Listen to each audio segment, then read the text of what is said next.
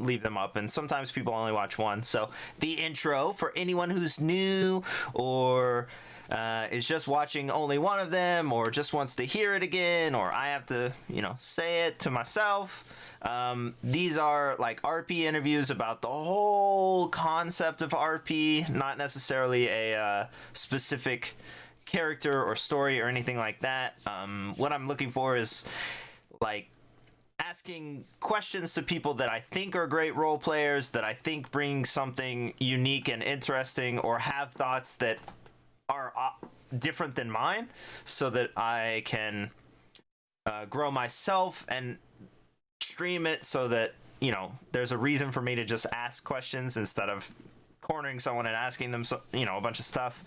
And then maybe it's helpful to other people, it's interesting to other people, stuff like that. That is the point of this. That is whatever it is, interviews. That's the point. And you are Hidalgo. Even though I know, how did you get into RP, and what's your path sort of been like, and how'd you wind up here? I don't have any type of D&D background. I was just one of those kids that stayed in the house and read books all of his life. I went out and did kid stuff, this and that, but like any type of fantasy book, if it had a sword, if it had a sorcerer, if it had anything like that, I was pulling it from the library. I lived in a library. Any type of game that came out, the original Final Fantasies, things like that. And then there was a break after I graduated high school, went to the military. There was a long break where I was just deploy, doing guy stuff, doing car stuff, doing this, doing that. And then it was a long time later that I sort of like took a break from everything and realized like I'm not in my roots right now, and I came back to what I liked. So RPing, I played Conan in beta, and then I played it at launch, and it was a great game. I played it a lot, but eventually got to the point where myself and a lot of people on the server were like, it's just missing something. And at that time, I discovered Twitch, and I started watching streams. And there was a prominent Conan RP server called Hyborian Age at the time. And I discovered like people were actually acting in a game, and it was like, this is what me and a couple people on the server were trying to do when we built, a town and invited people to come visit it and things like that. These people are doing it for real, and it's accepted instead of people just blowing you off. So I got really immersed in that and started watching a lot of streams. And eventually I got to the point where I was like, I want to try that. I was always self-conscious about it. So I was like, I started looking at different types of RP. I joined a couple of text RP servers, which is a double-edged sword. You can be whoever you want to be, and nobody knows anything different. The Pain Train spoke a little bit about that, but what he was doing was just straight text. I was like texting in Conan. So it's a really slow game that way. Really slow interactions.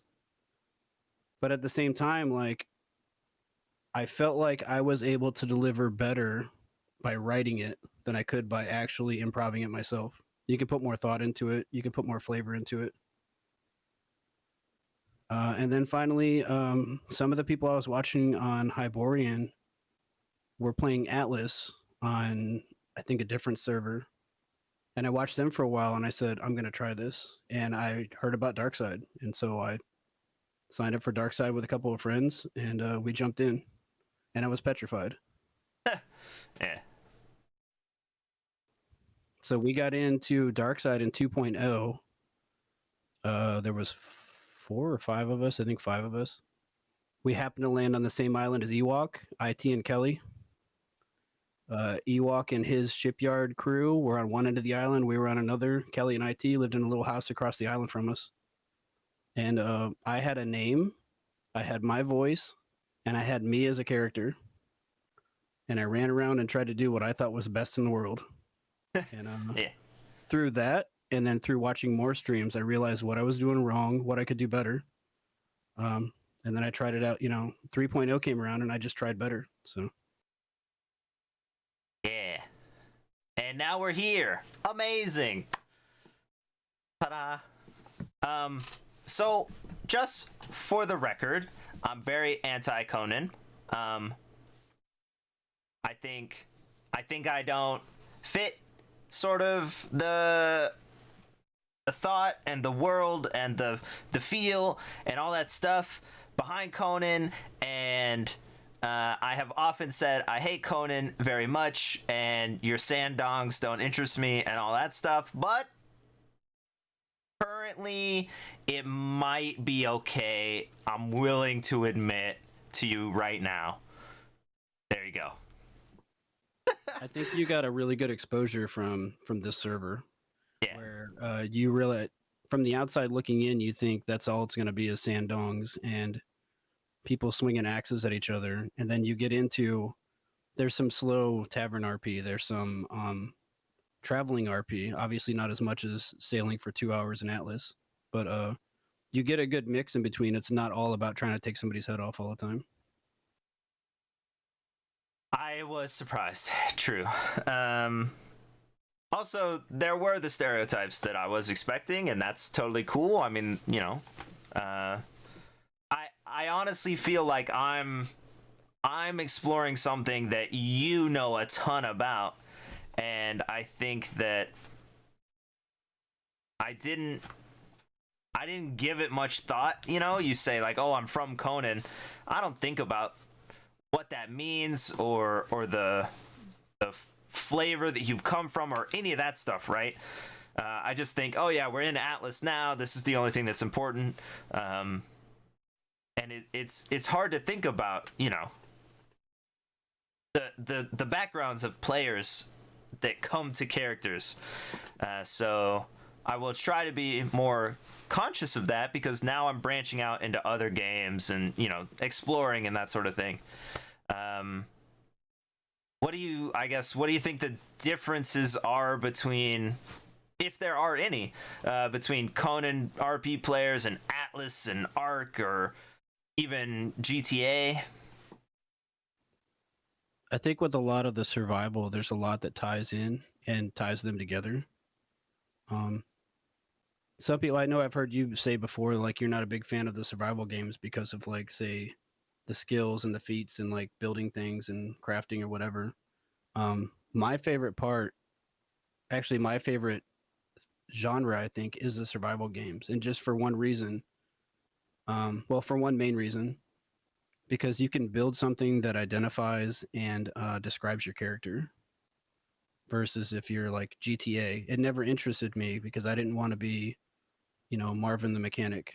And I work in this garage that everybody knows that looks the same no matter what server you go to across the world. Right. But if you happen to walk through the jungle and you happen to see a torch and your eyes get drawn up and you see you know, an old crumbling mansion sitting on top of a thing, you get a feeling that comes over you and you go, wow, what is this? You know, or Atlas, you sail into a port and you see what somebody's made. You know, that sort of sets the stage right there for what you're going to find when you get there. And I think I think in survival games, the builds themselves become part of the character, and that's what I love about it. All right. Well, I'd like to point out that, first off, I don't like survival games. It's true. I don't like the grind. I don't like the gather, and I don't like the stats, because I do that stuff in MMOs, and I find it rewarding because there's 100,000 other people all trying to do it, so it's sort of like this, you know, min-max competition sort of thing. When I look at these survival games, in my opinion, if the admins gave everyone kits to just have build kits or whatever, and you could build whatever the junk you want, and then you RP, perfect. Like, no gather, no grind, none of that junk. But that's not for everyone. Like, some people feel nothing. They don't feel accomplished. They don't feel rewarded. So, like, I'm fine with the way things are now because we can do everything we both want, and I think that's dope. I was so excited once we got started. Kelly started to lay out the floor plan of what they wanted to make, and we were just going to flow with it. I was like, all right, you already have a plan. Let's just go ahead and see what you got, outline it. And then I think somebody in general, maybe general chat, had talked about kits. And so I opened up the kit menu to look, and I was like, oh, this is a godsend. Yeah. Between us, we didn't have to create anything to build that house. It was all right there in a box. Dope. So we didn't have to go harvest anything, and we had purposely, because I know Conan so well, there's several places that I know throughout the map. There was a server that I ran for a while, so I was the guy that was flying around invisible and stuff and finding all the little nooks and crannies. So when Kelly, IT, and I got together, I said, all right, so tell me what you're feeling. What are you thinking for this scene? Where are we going to be? And it was like, well, this is the scene I got. And I said, there's 3 or 4 places I can think of, and I'm going to take us around there, and you tell me when to stop. So we landed at that spot, and it was perfect because there was a big iron field right there. I was like, all right, we need to gather all this stuff because we need to build this house. And then suddenly there was kits, and I was like, golden. So I mean, I'm so thankful that they were like, hey, put your place up and start RPing, and that's perfect. And again, we are friends, and I know you very well. But I'd still like to, go through the process and ask you the question. So, why are you one of the undead of the 3, and why are you all 3 sort of working together on the server? When I don't remember if it was you that first joined, somebody from a server that we're all in, a Discord server that we're all in, had mentioned LLRP. And so I started kicking the idea around and thought, well, I hadn't RP'd in a while.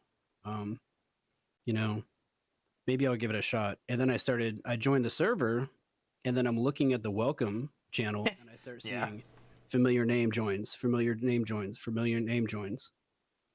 And so I just reached out to, I think, IT, and I said, what do you have planned? Are you guys going to do, your, Boggart and Bogatha? What are you guys planning on doing? And they said, well, we were thinking about doing this.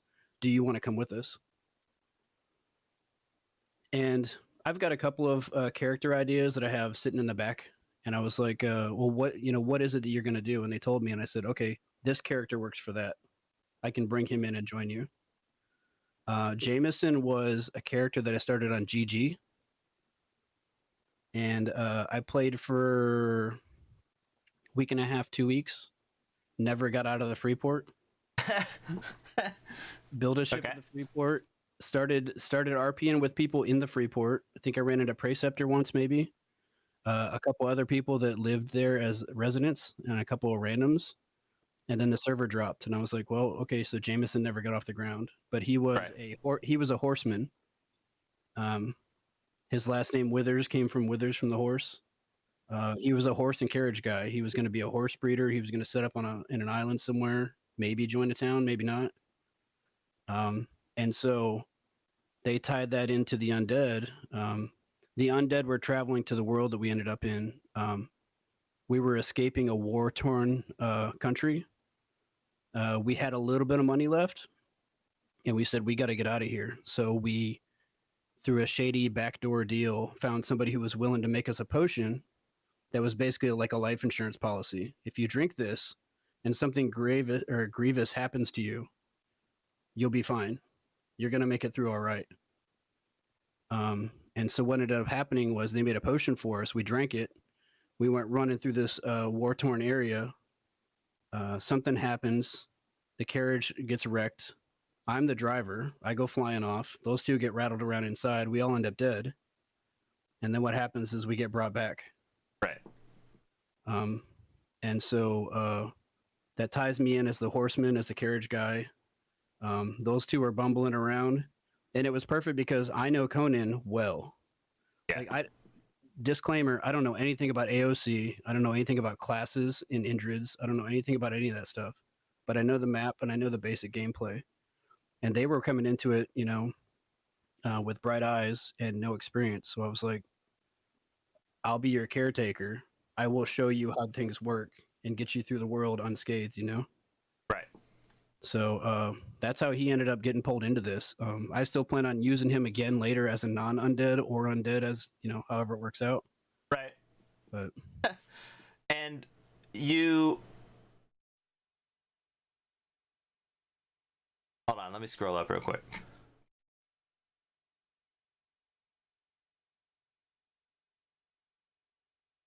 All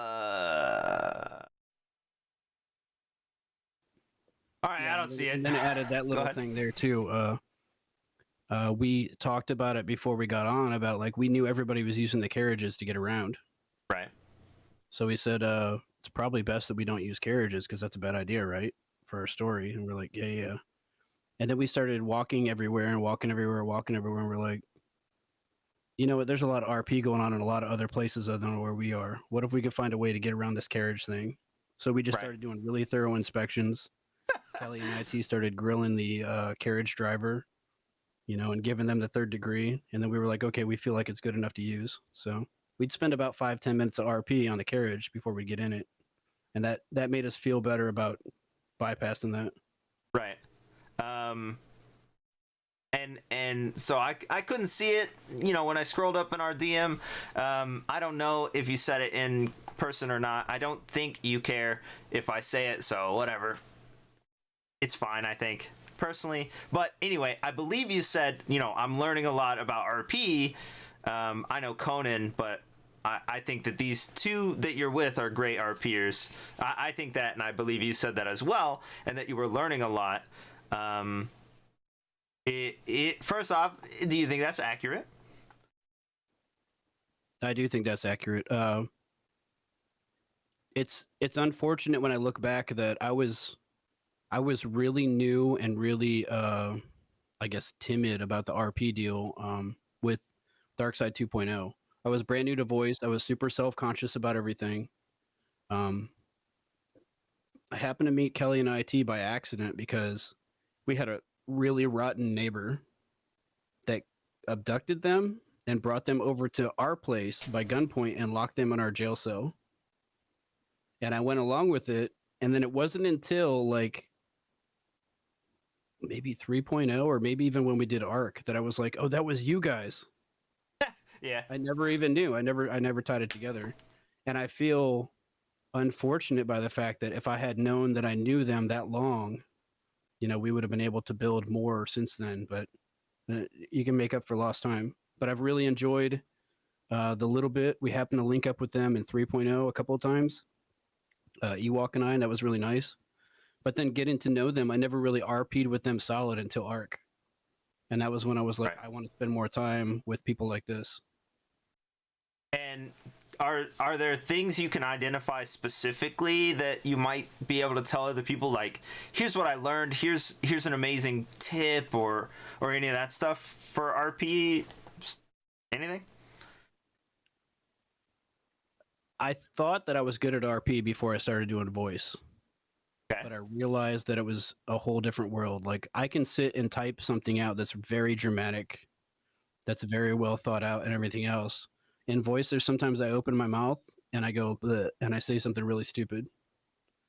Because you're on the spot. You don't have that time, right? You don't have the ability to put all that foresight in. So you got to think a little quicker. But I think if you're just starting out in RP, never start alone.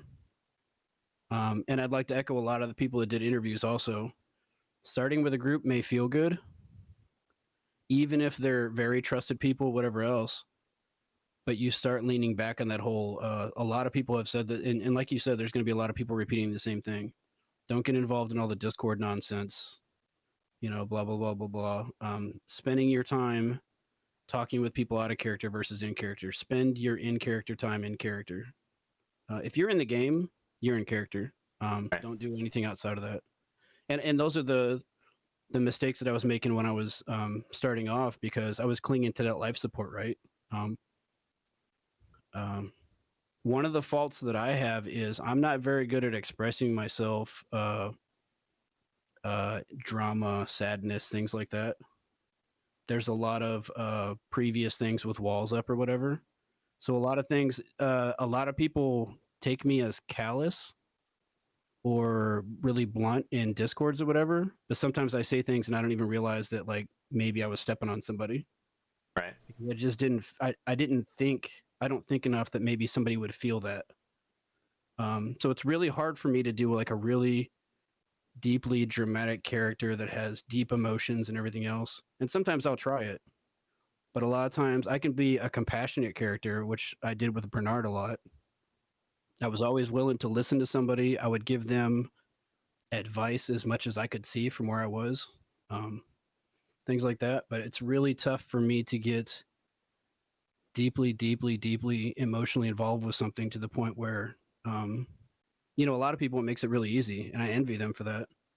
Um, but I feel like maybe at first, play a lighthearted type of character, somebody that just rolls with it. Don't try to get in there for a daytime Emmy award on your first character because you're probably gonna do more to hinder yourself than the scene or anybody else that acts with you. That's just something that you've got to sort of feel, and eventually you get to the point where you realize like, okay, this is right or this is wrong. I'm working on this sort of idea in my head of like the so it's difficult because you and I and the boys, we make these jokes like it's the same thing over and over again. It's obvious what's going to happen next. Here's 9 people standing in a circle. They're going to stand there for 45 minutes. Everyone knows everyone's name, whatever. And then they're going to split. The first one who leaves starts it, and then everybody splits off. Well, I got to go to this. I got to go to this, whatever. And that's like ever involved. Well, I mean, it doesn't matter if there's a tavern or not even. Like, you could be in a completely blank space and these group forms, but there's this amount of time that, like, you feel, and then you're like, oh, I gotta go do this. You know, you have the time to think, oh, I gotta go, you know, whatever. And if we joke about how it feels kind of scripted or whatever, but I have this idea that don't you think that that's what we learned when I came to Conan and I looked at specific players who I knew were new? It's obvious that that player learned a bunch of junk that I did not learn on Atlas, and they repeat it. They act it out, whatever. Yeah, I can see where you're going. Do you think that obviously the person has to be willing, but do you think that you, in playing with these great RPers, or any of us, can sort of unlearn the habits that we don't want and bring ourselves up to the next peak that we want to achieve? I think so. To go along with that, the whole script about land in port. Good evening. My name is this. I represent this company, and we have this to trade. What would you like to trade? That whole thing, like we've already discussed, is it's just so old and tired. Yeah. You know, one of the best RP moments that I had in 2.0. Like I said, I was a fledgling. I was constantly worried about what I was saying. Constantly, never, immediately always thought I was not as good as anybody else. I knew that I was the worst guy on the server every day. It was like, oh, I gotta fight for this every day. What is his name? Somebody from the Navy. Now, I never knew this at first. I found this out way later. I'm the only person in my company, and which I found out later, I'm the only person on the island awake from 4 companies. There's a terrible storm beating in. The bay that we were in, the reason we landed there is because we were driving 2 sloops from the Freeport, and we wrecked them on a shallow reef right in front of the place we landed. It's one of those islands that looks like you can sail between them, Right. but then it's like you could walk across it and your head's above water and you're not swimming. Yeah. But we set up buoys and everything there later. But somebody had wrecked their ship and sank it off the coast on the other side. And they came over, and apparently they were just walking looking for somebody. they were RPing it the way that they should have, looking for somebody here and there. They were very reticent about explaining who they worked for. All they could say was that, you know, they worked for the crown. That's all they would say. Right. So I ended up doing what I could do. Luckily, I was getting a good route in what I should do as an RPer, and I was the harbor master. I was the guy that fixed the ships. I wasn't like the cook that suddenly was like, I can build you a ship. Because at that time in my RP, in my RP time, I probably would have been that guy anyway. Like, yeah, I can do this. It's fine. And just like sunk points into it or whatever. Yeah. Now, with the little bit of the season that I have, like, I would have been like, hey, there's nothing I can do to help you. I pull these crops out of the ground and I make soup out of it. But luckily, Right. I was the shipmaster then, so I helped him build a ship. He thanked me, you know, profusely. He helped me gather things to build it, everything else, and then sent him off. I never once saw him again. I got a letter from him later, so they had to have come there to deliver it, right? Because we didn't have Right. like a mail system or anything. And he ended up being the Navy ambassador. Dope. But it was a movie scene. I came walking down the dock, and I was just like doing the slow walk. I was like, I call 2.0 like my practice RP season. That's where I was Okay. like, this is what I'm supposed to do. And I was like practicing what I thought I was supposed to do as an RPer, you know, like this is how I stay in character. Yeah. And so I'm just like walking down the dock. I'm like checking this, checking that, turning lights on, turning them off, refilling the oil and the lanterns around the buildings and stuff. And then all of a sudden, this person just shows up out of the dark rain and says, oh, can you help me? I'm freezing. I'm starving. And I was like, oh, this is my moment. Like, Yeah. I was like, you have to do this. This is perfect. And it was, you know, and that's one of those things that sticks with me because that character or that player was so good. They were very in character. They were very in accent. They were, you know, very in mannerisms. Like I learned a lot just from that minute or just from that. We probably spent an hour and a half together. I learned a Yeah. lot from that person just from that. And I believe that. I believe when we were in 3.0, I learned something from everybody that hit the port. In 4.0, I was in a kind of a weird mindset, and the server was Okay. in kind of a weird situation too. So I didn't really learn much then. Arc, I learned something from every one of you guys. We played in Arc, even though we were doing it light. Yeah. A lot of people treated it like it was a blow-off thing, but I took note of every single thing that happened, and I piled it on board, and you know I filed it away. I think the reason there's an ARC photo there is because we never did interviews about that, from what I remember. Mostly because I was running it and I already have a platform. I don't need to. If if I think something, I can say it, obviously, and I was the person who decided which mods and all that stuff. But there were also other streamers, IT, Telescope, and Whimsic, at least Lady Nari also, although I don't know if she did. But like all these people had the platform, so we never did these interviews. But that is one of the like unique experiences for me, because I didn't consider it to be roleplay. Like I had no intention to roleplay, but also I thought it might bring one or two people, and then there's 15 people who want to play, and I'm like, oh snap. Mm-hmm. So I had to like up the server limit and all this stuff, right? And you say it, we RP'd light, and at the same time it was really great RP because of who we all were. And I also learned a lot about the game. I learned a lot about all of us, and RP for sure. I took a lot away from that because I came up as a Conan person, right? Like, and Arc was out just before that.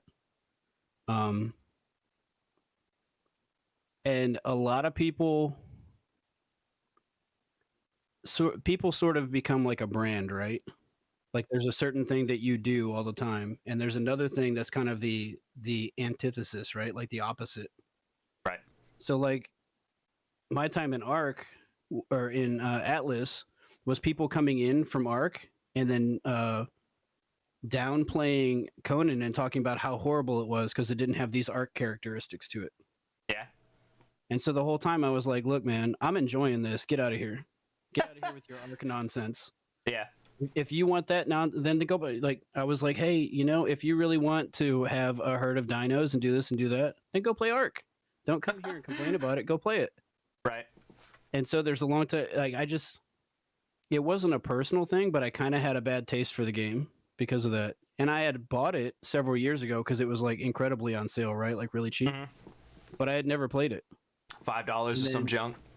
Yeah, and then you guys were like, hey, we're going to do this arc thing. And I was like, for one, I met your character one time in 3 seasons. Yep.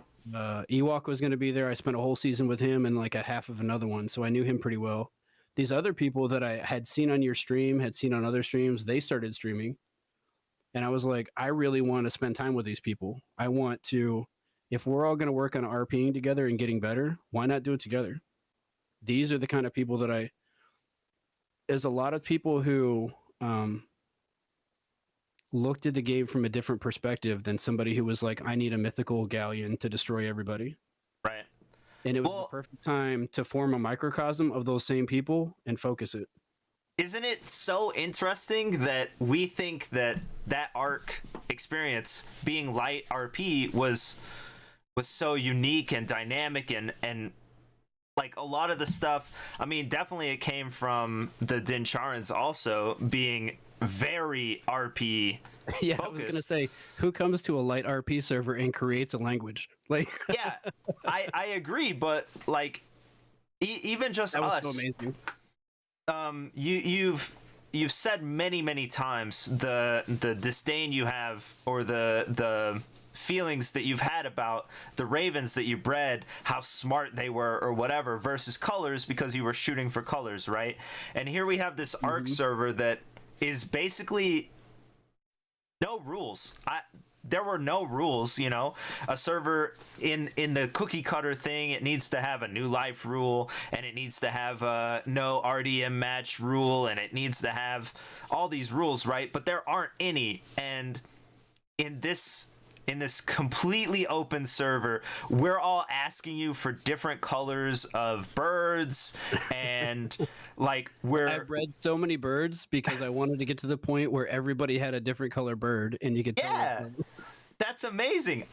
I never even looked at the stats. I learned, you know, over time that some birds could carry more junk, but like those birds were so incredible because we just didn't care about the stuff that everyone cared about. Well, you know, one of the biggest reasons I had such disdain for those birds, I loved those birds, right? Yeah.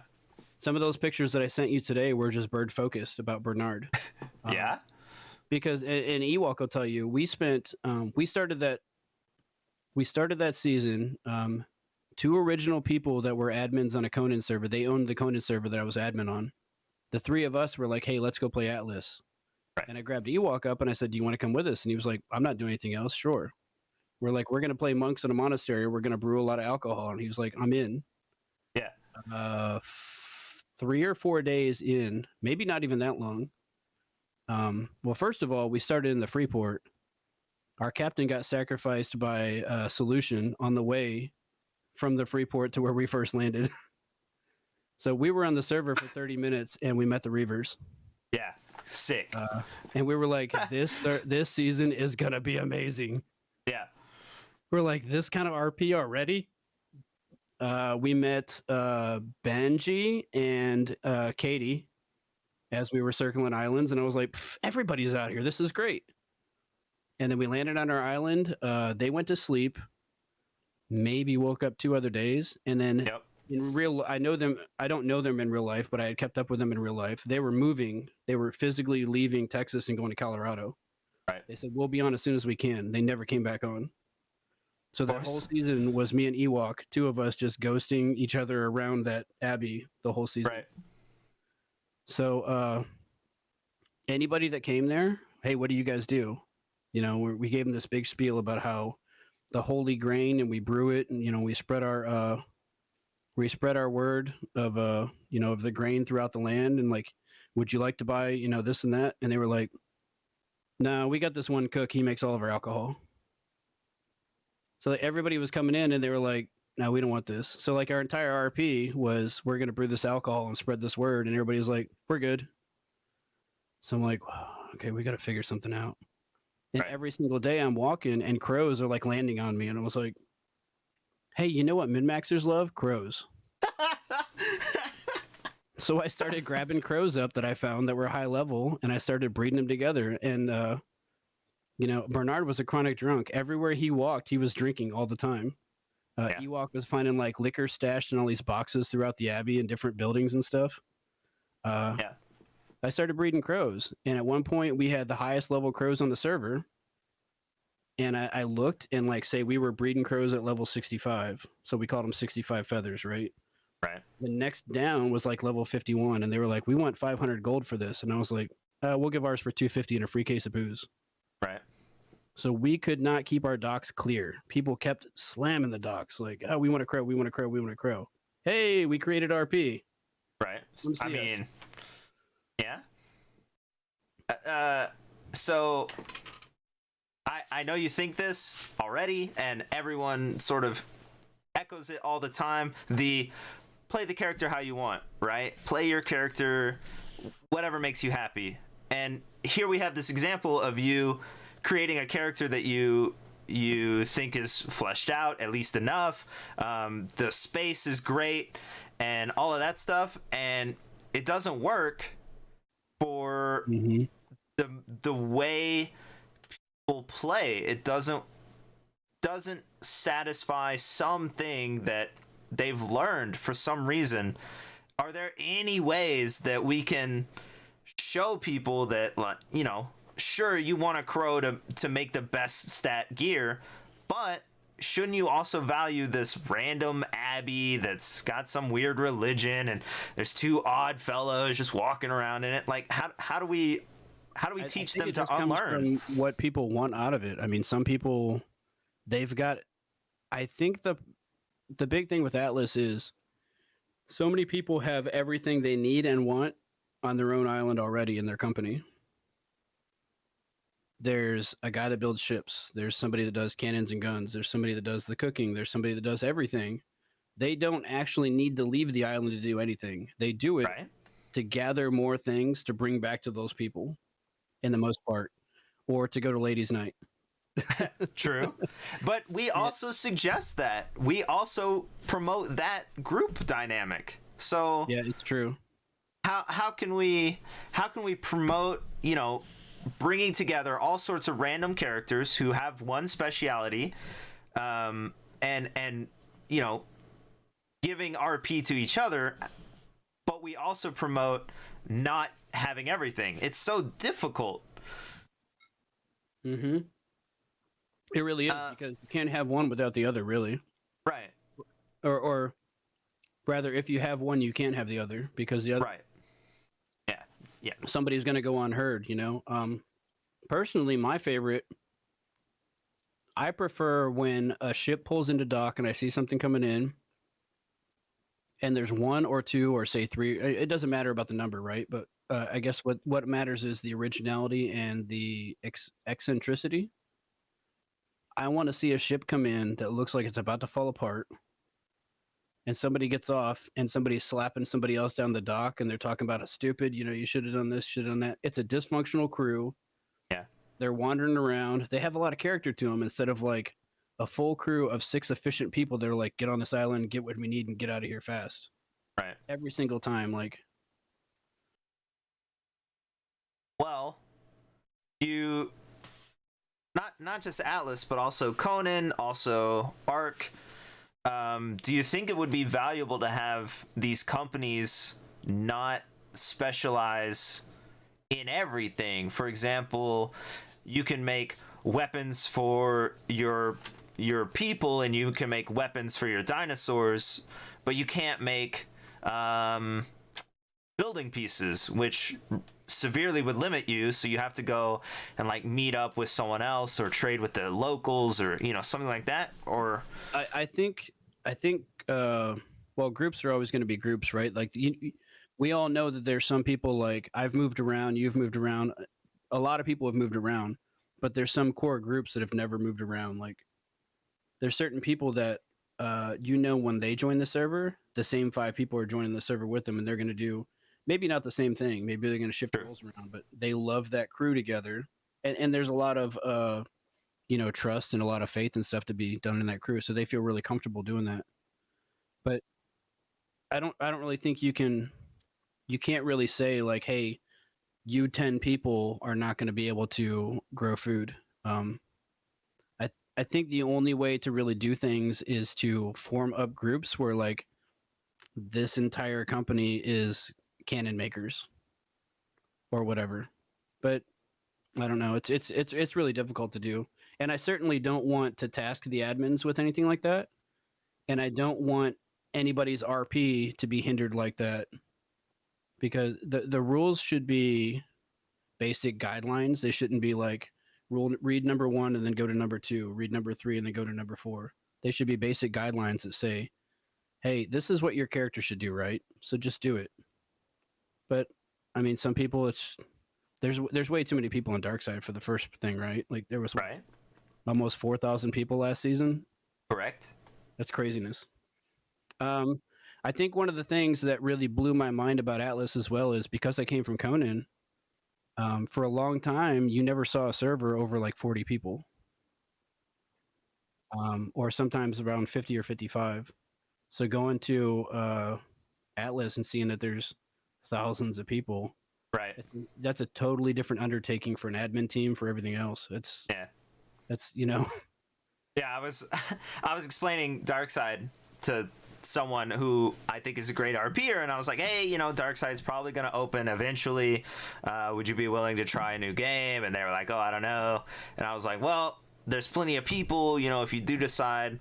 It's basically 25 or however many servers with as many people as this Conan server maxes at, all at the same time possible, and you could just run into all of them. It's crazy. So, but on Conan specifically, since you haven't seen that many people, do you think that the limitations and also the game make it so that there are fewer quote unquote background characters or non-hero characters? Well, I played on several other servers that had more people, right? The server that I adminned on, we usually stayed around like 30 people. Okay. It was like pretty much a core group, and every now and then somebody would come in and they'd stay for, a month, 2 months, whatever. But those other people were there for like 4 or 5, 6 months, some people, it just wasn't their thing. There are more Conan servers than I think anything else. True. Because it's been around for so long, and people will start one and there'll be 15 people that just never leave it, whatever. One of the things about Conan, you won't hardly ever find a server that doesn't have like Age of Calamitous and other things, because it adds more detail, more spice, more possibilities to the world, right? It changes things up. It gives ability for people to level above level 60 for the guys that really want to do that, or the girls or whatever. Right. It gives more, and then you get things where you add in there like classes and whatever. I was totally lost this season. We got on and it was like, we talked to the little to the level thing, and I was like, Yeah. you can go up to level 120, and I was like, I should never need that. Yeah. My goal for this season was, I've got IT and Kelly with me. I want to be strong enough to survive everyday normal RP without just like random monsters getting in my way and knocking me down every 5 minutes. Because I feel like every single time I'm laying down and like struggling to get somewhere, I'm slowing down the RP. Right. I was like, I took the starter armor, I took the starter weapon, I leveled to 60, I put some stats in, and I was like, all right, this is enough so I can knock a bird out of my way so we can keep walking or whatever. Right. I never went any further than that. But I feel like the smaller server makes things feel more closed, and it makes things feel more concentrated. But at the same time, it's also easier to find the RP in a Conan server because you can just walk there. Well, You So don't sail for an hour and a half and find out nobody's home on this entire island. did you think that the dead were, or the undead were, background characters to the main story? Yes, but we planned it that way in the first place. These guys didn't know what basically the whole Conan world was about. They kind of had a gist for it. But they knew when we started. I knew who I was working with, right? And I know what Right. type of characters they play. And I was like, hey, I'm on board with this. This is fine. I don't see us, and I knew we weren't going to be like part of the vanguard. Well, true. I saw us as being injected into a very serious type of server to provide a diversion for others when they had time. Do you think that is mirrored in the level that we feel we play background characters on Atlas, where they how do people describe it? I think in Conan it's more characters take more prominence. Or I'm sorry. I think in Atlas, even your most notorious pirate gang that is known to sink ships at the drop of a hat still have those background characters amongst them. Versus in Right. Conan, the majority of the characters are those stony faced, dressed in black. You know, they give out very little information about themselves. They're always hiding something. They're very, I guess, under the cuff. Versus an Atlas, you might have somebody come running after you with an explosive barrel, and they're giggling and acting like a loon. You know, Yeah. it's a little bit more of a chaos in Atlas, I think. Do you think that? Well, so okay, so we'll call you, bred through Conan RP, and then coming into other RPs. Do you have any tips for those of us who don't play serious, don't play stony faced, to get to be able to do that as well? I'm looking for tools and experiences that will allow me to play either one at any server. So what do you think I should look at? This is my first foray back into Conan since I left it doing text. I played it a lot before doing PvE, doing text, doing this, doing that. But I never went in doing voice. I've watched a lot of people that I've either RP'd with or people that I used to follow, that I used to watch coming up when I was learning RP. I've watched a lot of their streams, and there's still something about them that I look at it and go, man, I wish I had that. Like, how do they do that? How do they pull that off? They get that edge, that level of focus, and I'm just like, ooh, like that's what I'm looking for, right? Yeah.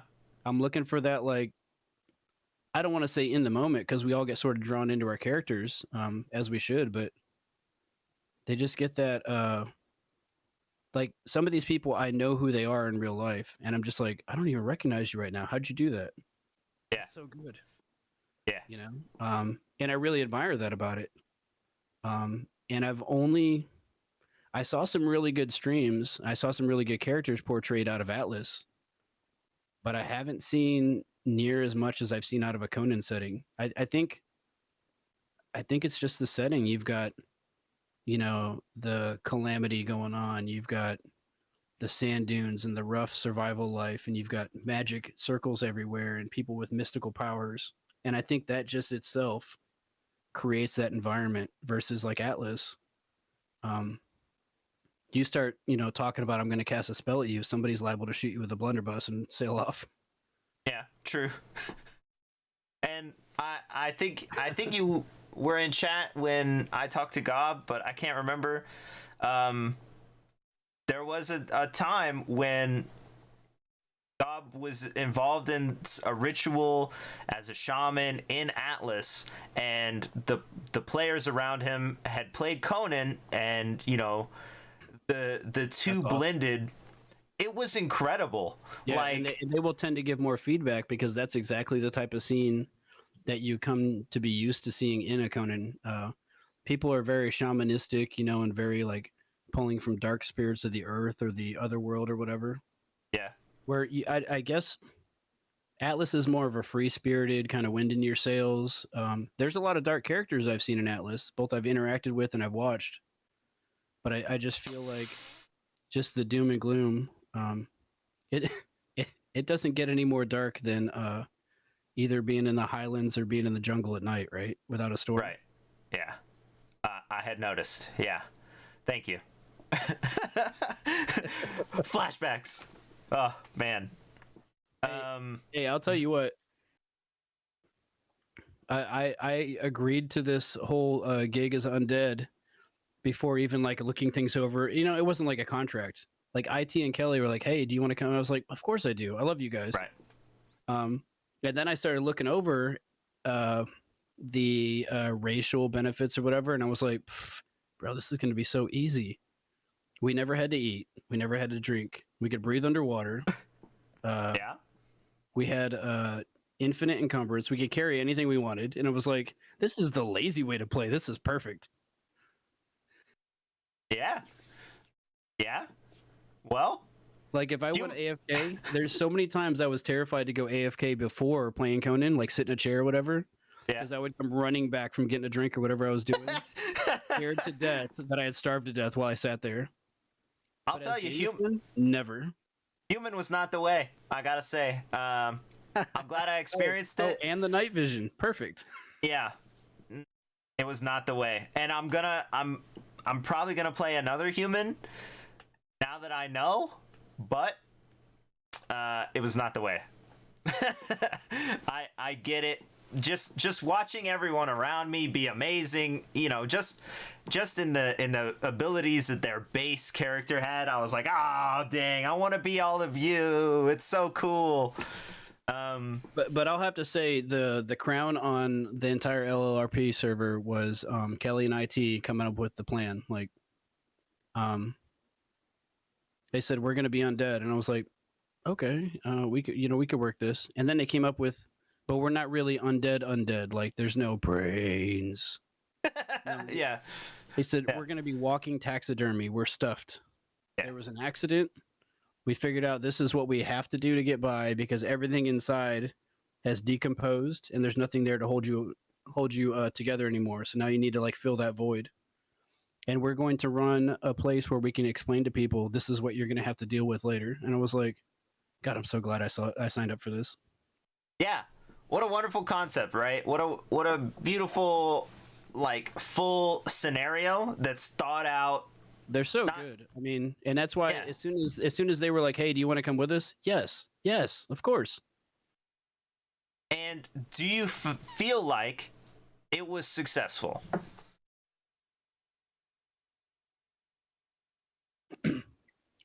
I can say that we didn't have that many groups come through, but we had a couple of groups come through that were stony faced when they walked in and thoughtful when they left or joking when they left. And then you hosted a play at our place, and we had like 25 people there to watch a vampire diva be the lead in the play. And I was like, right. This whole thing is worth it right here.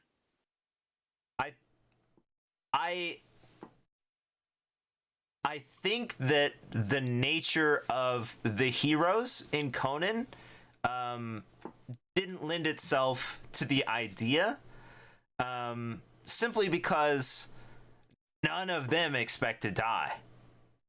Like they're the very, very self-confident, very strong.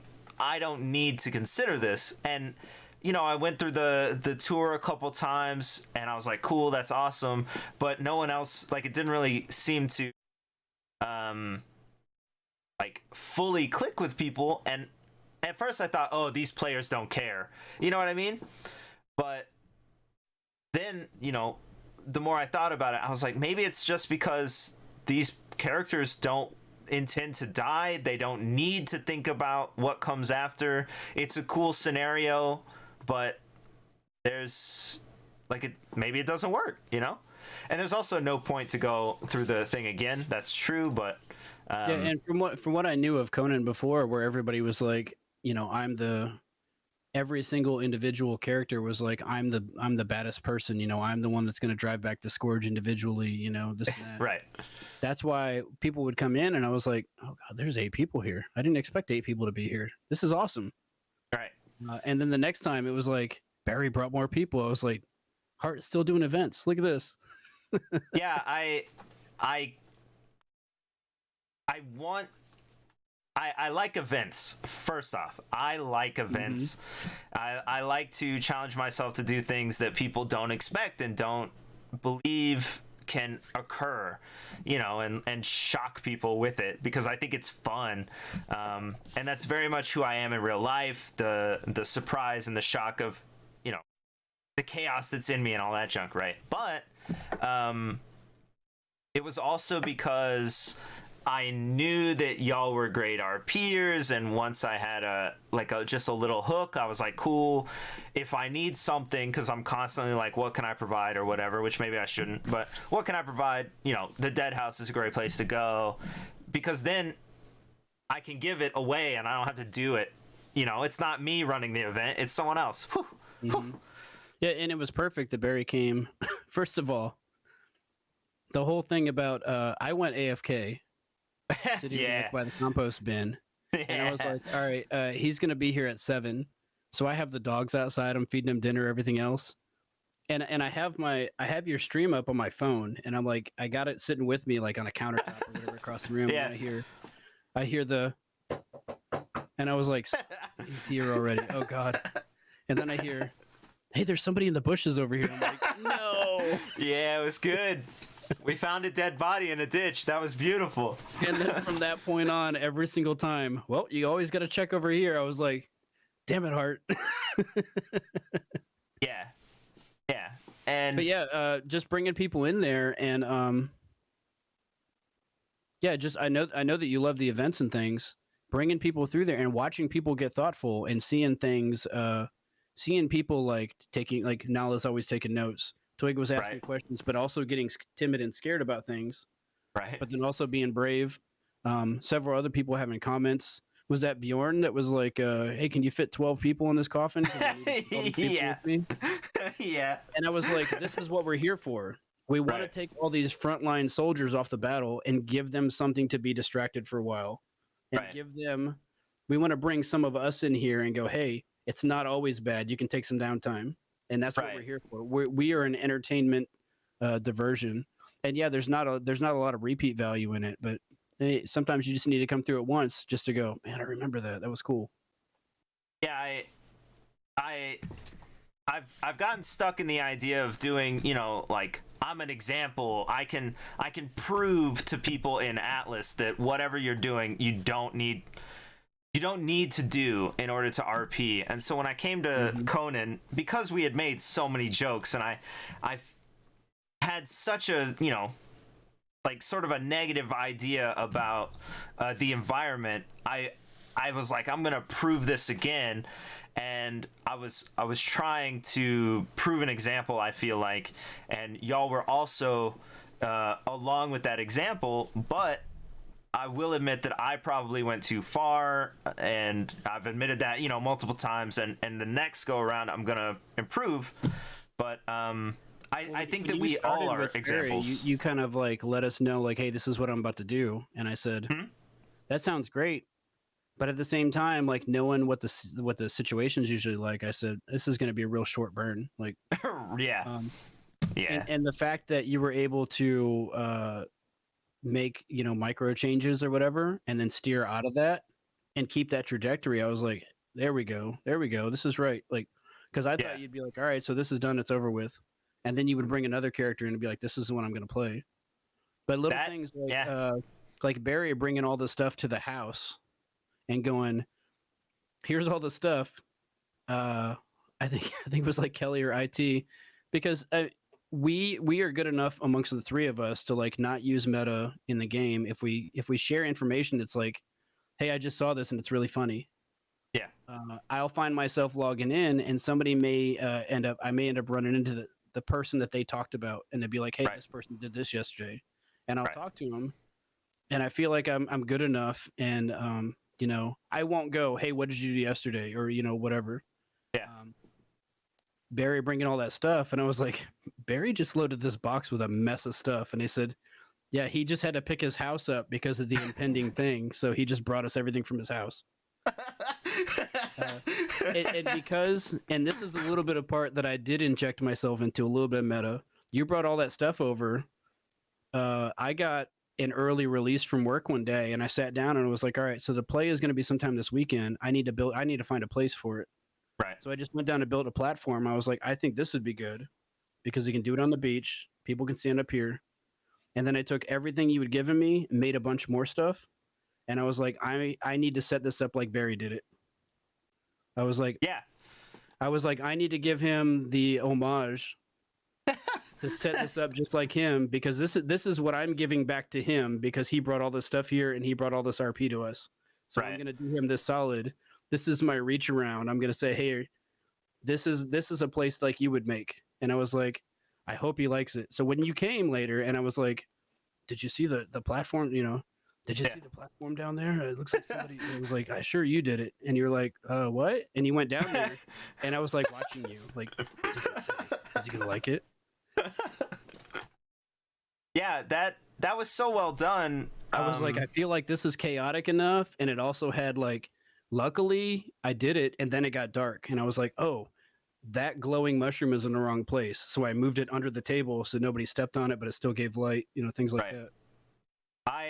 So like, yeah, sure, that's meta, but at the same time, I couldn't tell. You know, like I did take all the random junk from in front of where I lived, and I put it all in the box, and then when it was all out, I was like, did I provide all this stuff? Because I didn't remember, you know? And so it was, and that was a type of good. meta, but I was like, I feel like this is the least I can do to give back to him, because we're putting real life time into this. Right. He has taken the initiative to bring 2 or 3 groups over here, you know, and this and that, and you know, obviously I value you as an RPer and as a person from all the time that we've had before, and I was like, I'm gonna set this up, and I'm not gonna be like, here, I did this, can you like it, or do you like it? And I was like, I don't know what happened. I'm assuming you did it. You know, I'm not taking credit for it. For a second, I wanted to be like, maybe I did do it. I don't know. Because I feel like that's something that Barry might do. He might just slip into your house and take his shit out and be like, hey, I just helped myself and I set everything up because nobody was here. Nobody was here, and I had to. But okay, so on that idea of, you know, giving back and the way that we are as a group, even if we're not together, we are sort of on the same page, right? And we provide experiences, you know? This setting didn't work for us in that either. It didn't work because every single communication was received by an enemy who could destroy everything that we were working on or interrupt our experience, right? You think that I mean, it's not overreach or anything, like it made sense for everything else, but do you think it also limited a lot of events, a lot of participation that could have otherwise occurred, like the overall story that was going on that was pushed by admins? Yeah, so the Deathclaw were receiving the Ravens, right? So that's why y'all weren't promoting your house and your events, and that's also why I didn't promote the play and Nelly Appreciation Day, because I like putting up posters is my thing. I will put it on your house. I will put it everywhere. And we were forewarned from somebody that that everybody that posted a grand opening was getting bombed. So right. Do you think that sort of? Do you think we could have been protected? Should we have maybe asked an admin like, "Hey, I'm not looking for special treatment, but." Well, also from what I learned from somebody in chat later, somebody in the server Discord, was that if you didn't go in and type into the type in or fill out a consent form, Right. you didn't consent for them to attack your build or your structure, that they wouldn't do that. Right. But I also playing along with the game and playing in character. I didn't want to be like, we're an exception, it's fine. Right. Right. So I was like, yeah, well, if everybody is getting a grand opening and they're getting bombed, we shouldn't do that. Right. 'Cause I don't, Yeah. I don't want to role play it like that in character. Like, I'm just not going to do it. Like, we're going to be like everybody else. I feel like, first of all, none of us knew. I don't know if you knew or maybe a couple other people knew, but I don't think the three of us knew that it was 3 months into the season when we joined. I did not. True. So like, say we had joined on week 2, I think the turnout probably would have been more positive. Yeah. Because it hadn't had time to develop, and everybody wasn't like, we don't have time for this. We're fighting Deathclaw. Right. But I'm happy about what we got. We met some great characters. Saw some people I hadn't seen in a long time. I hadn't seen Kruger Valdez since 3.0. Right. A lot of the other people, all the Valhalla people, I never met them before. The people from Branching Out, I never met them before. So you're always meeting new people, and those are people that you'll recognize their names when you join some other obscure random server later and go, oh, hey, I know you. True.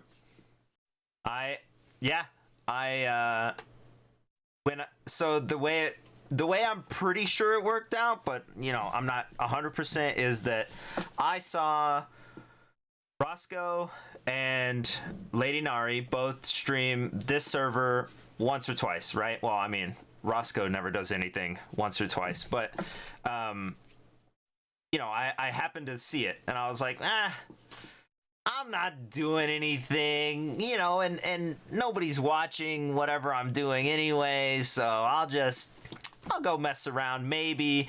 And I joined up, I think Lady Nari, because Roscoe was first and then her, so I stream it, right? And the joke didn't end. And then the impulsive way that we do things, somebody created a Conan channel, so immediately everybody goes, huh?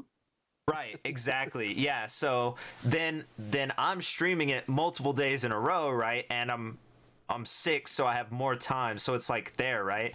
And then IT and Telescope were like, "Yay, we don't know anything about Arc, and we tried it out. We'll try this too, and maybe it'll work." And that's what I think happened. And then we all wind up on this server, right? Like there's, I don't know, 10 or 12 of us, but if you also go through that list, there's a bunch of Atlas players that I know, that we've met previously or we've seen on streams. Like a lot of people I may have had a brush with before. Yeah. Some people that I've never met before, but I've always talked to in Discord or whatever. Regent was on the server. He still has a sore spot for me because he and I have talked mess at each other in Darkside Discord since 2.0. Yeah. And we've never met in character. And he was on the server. And I was like, I'm not going to meta this. Right. I legitimately marked on my map every spot that I found a posting at Clearshore. And he happened to be one of them. And I was like, we're going to check all these spots and see what people are about. And he left the server. Oh, man. Yeah. Of course. I said, hey... He DM'd me later and I was like, hey man, like you were on the list. So I was gonna try to mend this 3-year wound, but yeah, it continues. And I think those things are great. Like, knowing all these names and spending all this time. Not only do we do this thing where we tie our characters' RP to other characters, I talk about that a lot, like just providing names and points and references and all this stuff. We do it in freaking Discord too, and we're tied to this whole community, even in other games and stuff. So I think it's great. One of the things that's been sort of a topic lately. Sandian touched on it. The Pain Train touched on it. Is when I first went to Darkside, I had no idea. Like, a couple of us joined a private PvE server so that we could sail a boat for the first time. Okay. And so that we could set up, we could learn how the building system worked. because we were very familiar with Conan, but we're like, let's see. We heard this was based on Ark, and none of us had played that, so let's try this Yeah. out. So we played on a PvE server for like a week. All right, Okay. I think I got this figured out. And then we started together. We played that whole season. Well, two Right. of those people were the ones I started 3.0 with, and they bailed out. Right. And then it was me and Ewok, and it was like, oh, what are we gonna do? We talked a lot about like, are we gonna join somebody else or what? Right. But that was the season that halfway through the season, population started waning, and every pirate group, every trader group, every group was like, oh, you guys are great and you breed crows, come join us. And it was like, Right. I don't use weapons but this bow. And they're like, that sounds perfect, come, you'll be an extra crew member on the ship, you can man a cannon. It was like, what do you not understand? Like, Right. and it was like, oh. And I feel like that season would have been much more rewarding if we hadn't relied on, like, if we had 4 people there, it'd be a lot more action, right? A lot more interest. Right. Right. It ended up being like 3 like 3 months of me and Ewok looking at each other going, what do you want to do today? So like, it could have been more dynamic than it was, and at the end of it we both just got tired of it, and we both started logging in less and less. Yep. And it was because we had tied our characters to other characters. So when I started on GG, I was like, I'm gonna go solo. Let's figure out where I went. Unfortunately, Right. GG dropped out before I got a chance to do that. But Right. yeah, I fully believe in. Once again, we said there's some groups that always play together. Obviously, their core groups are solid. They're not going to drop Right. out on each other. Right. Well, Well, also, I had no problem joining these two because I know they're not going to do that either. I know that they're solid. how about so Gob used my character as like a little hook in order to get into the server. So did Exo, which sort of brought Ewok and Flutter into Conan, just to look for his dad or whatever. But do you think we should be more willing to not only ask people but also agree? For example, if we had the buoys and some of us weren't playing, Atlas, and didn't really care, but the two of you had lost 2 people, and you had said in that chat like, hey, does anyone want to join us? We already have this idea. All you got to do is, come hang if you want to hang, or whatever. It won't really affect us. Mm-hmm. Do you think we should be more willing to be like, yeah, sure. So, like a friend or acquaintance is saying, hey, here's an invitation. Let's go. Let's do it. You just say yes. Do you think that should be more prevalent? I can see both sides. I can see the 100% organic, like, let me start off at the free port with nothing but fiber in my pocket and figure out where I end up. Yeah. But sometimes you start off at the free port like that with fiber in your pocket and you don't end up anywhere. Right. And then if you have nothing but 2 weeks of wasted days to spend, to show for it, I would rather have 2 weeks worth of good RP. Right. It really is a crapshoot though, because you could end up at some port where they're like, welcome, here's some soup, we've got a place for you to stay, what would you like, what is your skill? And you're like, I work on tools. And they're like, hey, we need somebody who makes tools. Right. And they may welcome you in, and and there goes the RP facilitation. Right. Or you may just find nobody awake, or you may get pirated and left with nothing in your box and you don't have fiber now. Right. You never know. I feel like you shouldn't be scared to, if you're playing somewhere and you're like, hey, I've got this idea and there's room for one more, do you want to jump in? And I don't have a character going anywhere. I feel like it should be acceptable for me to be like, yeah, I'll jump in, and then give me a name to look for, somebody I got separated from. I'm not going to come run into the jungle and walk up in the tree like I've known you, like I know exactly where you're at. Right. But give me a lead, and it may take me a week to find you. But I have a name to go for, and eventually, we'll get to that point. That way you're kind of marrying the two together, and it's a little bit more organic, Yeah, type of situation or whatever. I have that example of, like you said, the marrying of the two sort of options in Soggy Buoys. That's how it started. Ewok and I had the plan to do the restaurant, but I had already agreed to be with Gob and to run a motorcycle club. And I don't know, I don't watch those shows. Like, I've ridden motorcycles. It's not super my thing, you know. Hanging with the motorcycle crew isn't really my thing, even though I have done it and I understand. Like, I don't watch the shows, and that's what he wanted to base it off of. But I agreed because I wanted to see him and his idea succeed. And Absolutely. it was amazing once he made it in. And even if he hadn't done it, it still gave me a reason to go and play with Ewok, who also had an idea that I agreed to do. And I agreed to do both of these ideas at the same time, and then I smashed them together. Yeah. And other people came into both of those ideas organically, like you said. And now this Discord exists called Soggy Buoys that's been around for years, and we're all friends. Really disappointed and because I got to see a little bit of what you guys were doing, and I got to hear a little bit of what you guys were doing, and I was like, that looks so good. But yeah, but the crew that I was in, those people that I was referencing that I used to watch from Hyborian Age, I was still following those guys and I was still active with them and everything else. For 4.0, I got a couple of texts that were like, hey, we're going to put a crew together. Would you like to join? And I was like, you guys are the ones that taught me how to RP. Yeah. Of course I'm going to join you. Right. And their idea was solid because, you know, they had a rock solid base of RP. We had one crew, or we had one ship. We had a brig. We were a pirate crew that lived on that ship, and we had a traditional pirate crew. We didn't have a stone fortress full of mutes shooting puckles everywhere. Right. We had a ship, and we were in fear of the Navy because we should be.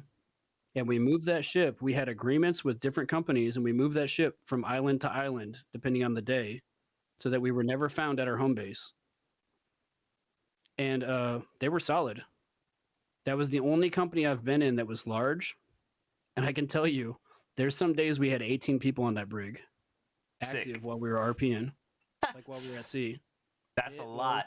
Crazy. That's really cool. Let me tell you, when you pull a ship over, Typing. when you pull over a ship, and there's people lined up from like the from the helm all the way to like the forward cannon with guns pointed. People just stop what they're doing and they go, "You got us, you got us." Yeah. But we weren't like, "Give us all your crap." Right. Everybody was a very unique and distinct, eccentric type of character. Everybody had a wild tick or something else, and it was really entertaining. Our stick was we would kidnap somebody from an island against their will. We would bring them on board. We would put them in a cage down below decks, and then we would terrorize them by speaking all at the same time around them and driving them crazy to get information from them. And then we would sail them to the Navy island, and you could make those packages, those presents that were wrapped. Yeah.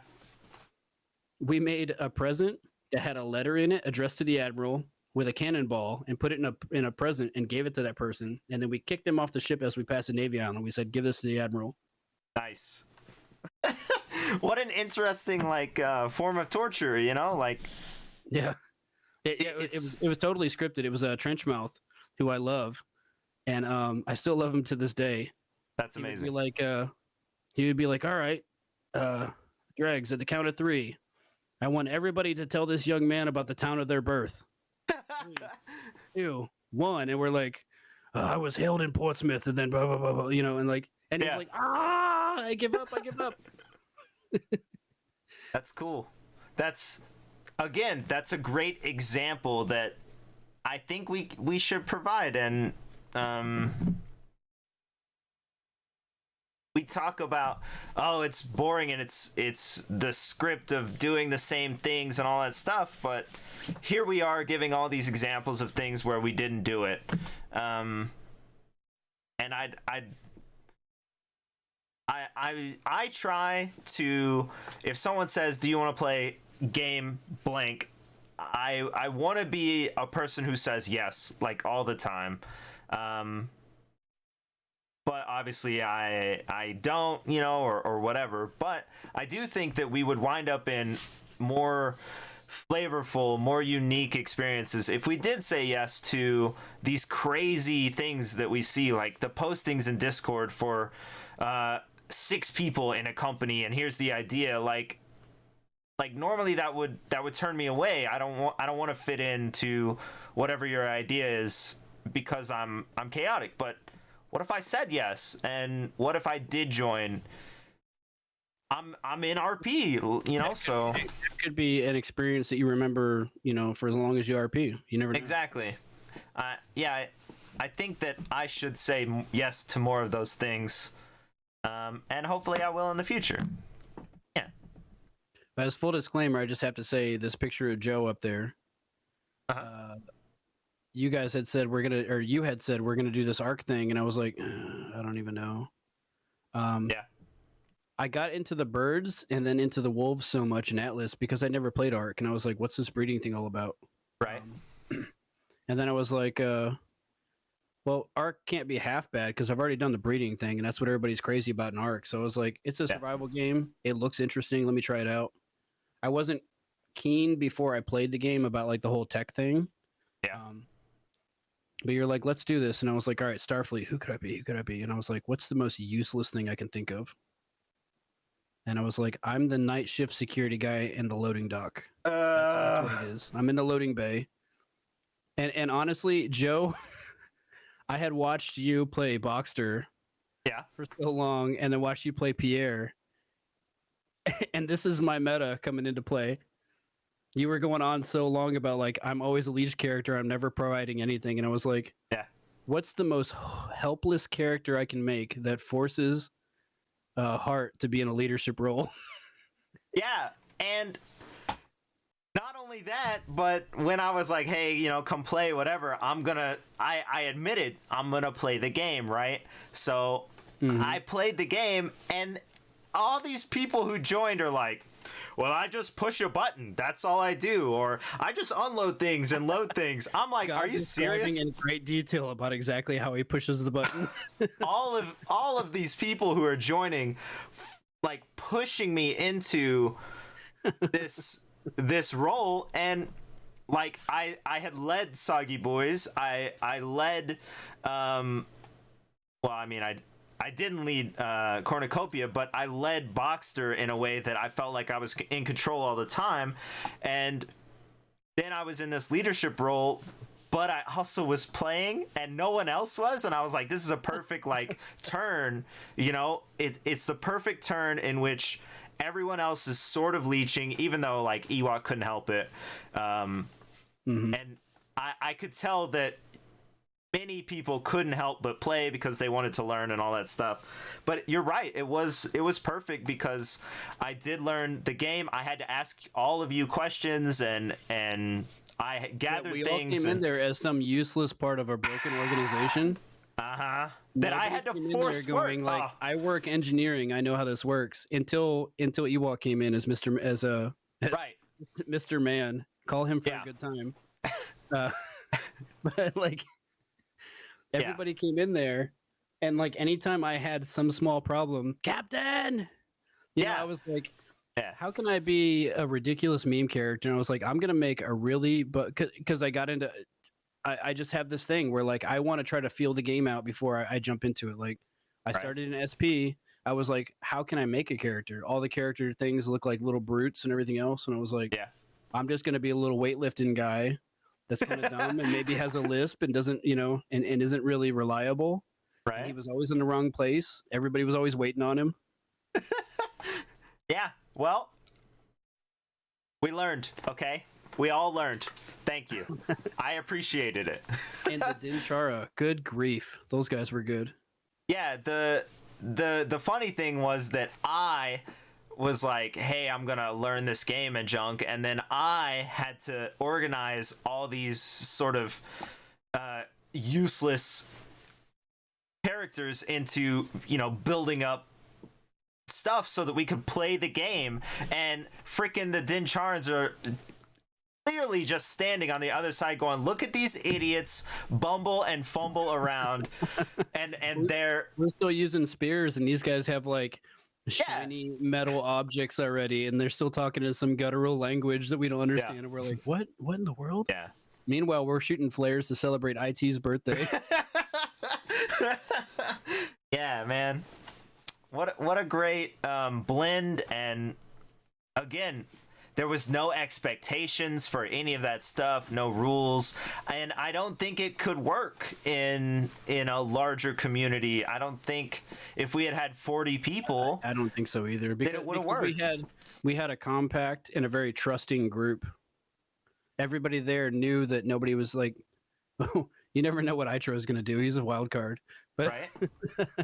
but everybody there, we all knew that we were going to be there for each other. So isn't that yet another reason to have whitelist like Darkside does? Isn't that literally what we're describing? That's true, because you have that trusted base, yeah. And I'm against it 100%. I am against the Darkside whitelist, but I understand it and fully support it, even though I'm against it, which is so weird.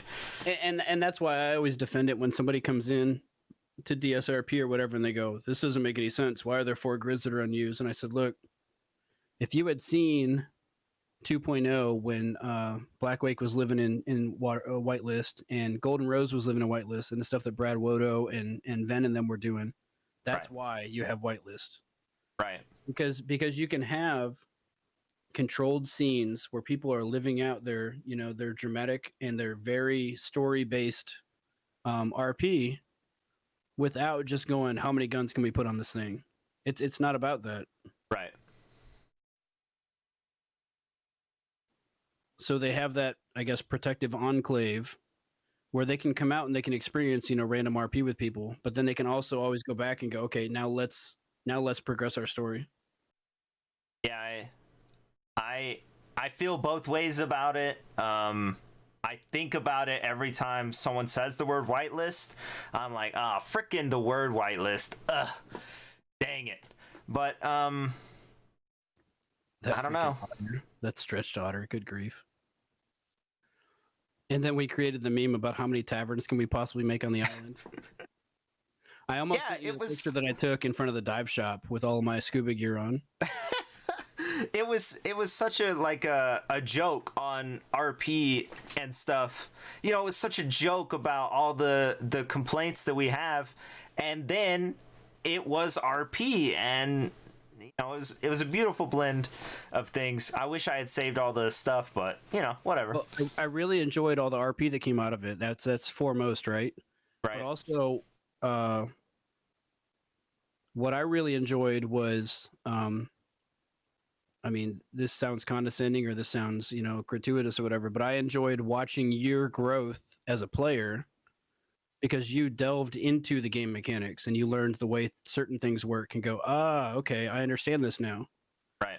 That way you have a better understanding of why people get engrossed with breeding whales or sharks, or you understand why some people are like, oh, this is why that rifle is better and I want this blueprint. And so it's easier now to understand later that some people sort of lose track of things, and that's their number one goal. I feel like we have to find a way to once again marry the game mechanics with the RP in order to make that satisfied end game or that end goal. You have to like I said with these guys, I picked up some armor. I made better armor also on Jameson, because my main goal was I don't want to be walking somewhere involved and we're having this, you know, RP or we got to get somewhere and then I get stuck somewhere. Like, I want to get these stupid gorillas out of the way and I want to get these birds out of the way so we can get where we're going. So I put some things into strength, some things into vitality, so I wasn't always laying on the ground. Right. And I sort of tried to balance that where I'm not going to go fight the Deathclaw, but I can handle myself against these salamanders and these snakes or whatever else to get them out of the way so we can continue to RP. Right. The the thing I will say about the marrying thing is that sure, I understand, wow, mutations in sharks are amazing, and like I understand the mutations and all that stuff, the colors and everything. But if I played Ark again, I would set all of that aside, because Yeah, I probably absolutely. wouldn't have a character. And yeah, sure, it's great that there's someone who's deep into breeding and all that stuff, but I would still be the same characters that I favor, I Right. think. I've talked to some Or other yeah, people about, like, say, the Bernard character, right? I thought about, like, let's bring the Abby back. I don't think Ewok would be interested because it was just such a slow burn, kind of dead end kind of experience. But if that sort of situation was placed somewhere next to a port town or something like that, where people were kicking in and out of there, then we're drumming in more interest and whatnot, right? Um, but also, if I were to bring Bernard back, I got totally focused on, like, this is what's bringing people in. I got to keep these crows good. I got to keep level. I got to keep increasing them. I right, did that once, and I was like, that was cool, but I'm never gonna do that again. Like, if I do bring Bernard back, he's gonna be about. Bernard was a street tough as a young kid, always getting arrested, always street fighting, things like that. He was brought in by a couple members of an organization of a monastery, and they said they brought him into like a soup kitchen, and they were trying to teach him, and he was this kid that was pushing them away, like, you don't know what you're talking about, old man. And eventually they got through to him, and they're like, you don't have to be like that all the time. You can give back to people and do this and that. So they brought him around. He wasn't a brother in the sense of like he was a religious leader, but he was a brother in the fact that he wanted to help humanity. And so I would bring him back as, like, say, like a fist fighting instructor, because he never used bladed or powdered weapons. It was all fists right. or this bow. I would bring him back like that, but he wouldn't touch crows again. Yeah. Things like that. Because I did it. I got it over with. I got it out of my system. Yeah, you learned through RP and you experienced it and all that stuff, and now someone else can do it, right? Like Yeah, fill and fill that I need. spent way too many hours in the barn than I could ever conceive of that season. Now, Yeah, given I didn't miss anything because there was nobody coming in, but right, I could have also used that time going to another island somewhere. So right. Just so going to another island. I'm gonna type that real quick. 1 second, so I don't forget. Just to be clear for Sandian, the concept I had for Arc was that I wanted to learn Arc, and there were servers playing the like most recent DLC, and I was like, nah, I don't care about that junk. I'll just play regular Arc, and I'm gonna play it by myself. That was the intended goal, but I paid for my own server so that if someone else wanted to come in and like there were 2 or 3 of us, they could just help me gather or something or play it or whatever. or But 15, yeah. yeah, but I did give it, like a thought. If anyone wants to play, we are Starfleet and our ship mates are all here. We're all from the same ship, and that's basically the only thought, right? So boom, we're there. And I just played the captain because I intended to admin power stuff in. I intended to spawn things. I intended to spawn dinos, and I intended to steamroll the game. And what happened instead was 15 people joined in factions that some of them didn't even know were on the server, but I did, because I could see it. And they played light RP, all these random people that I know, and they also were welcome to bring in anyone that they thought might work or wanted to play or whatever. So it was this sort of like invite kind of thing, and it was really well done. I there were no rules, none of that junk. Like I said, it was just go for it. Whatever you feel works and is in the world, that's great. And from there, and Sandian's idea, I'd like to point out that there is now a server for Conan that is invite only, right? Solar RP is these role players who, like, you speak for whoever you bring in, and there's a lot of respect and responsibility put on the players for promoting a great environment, right?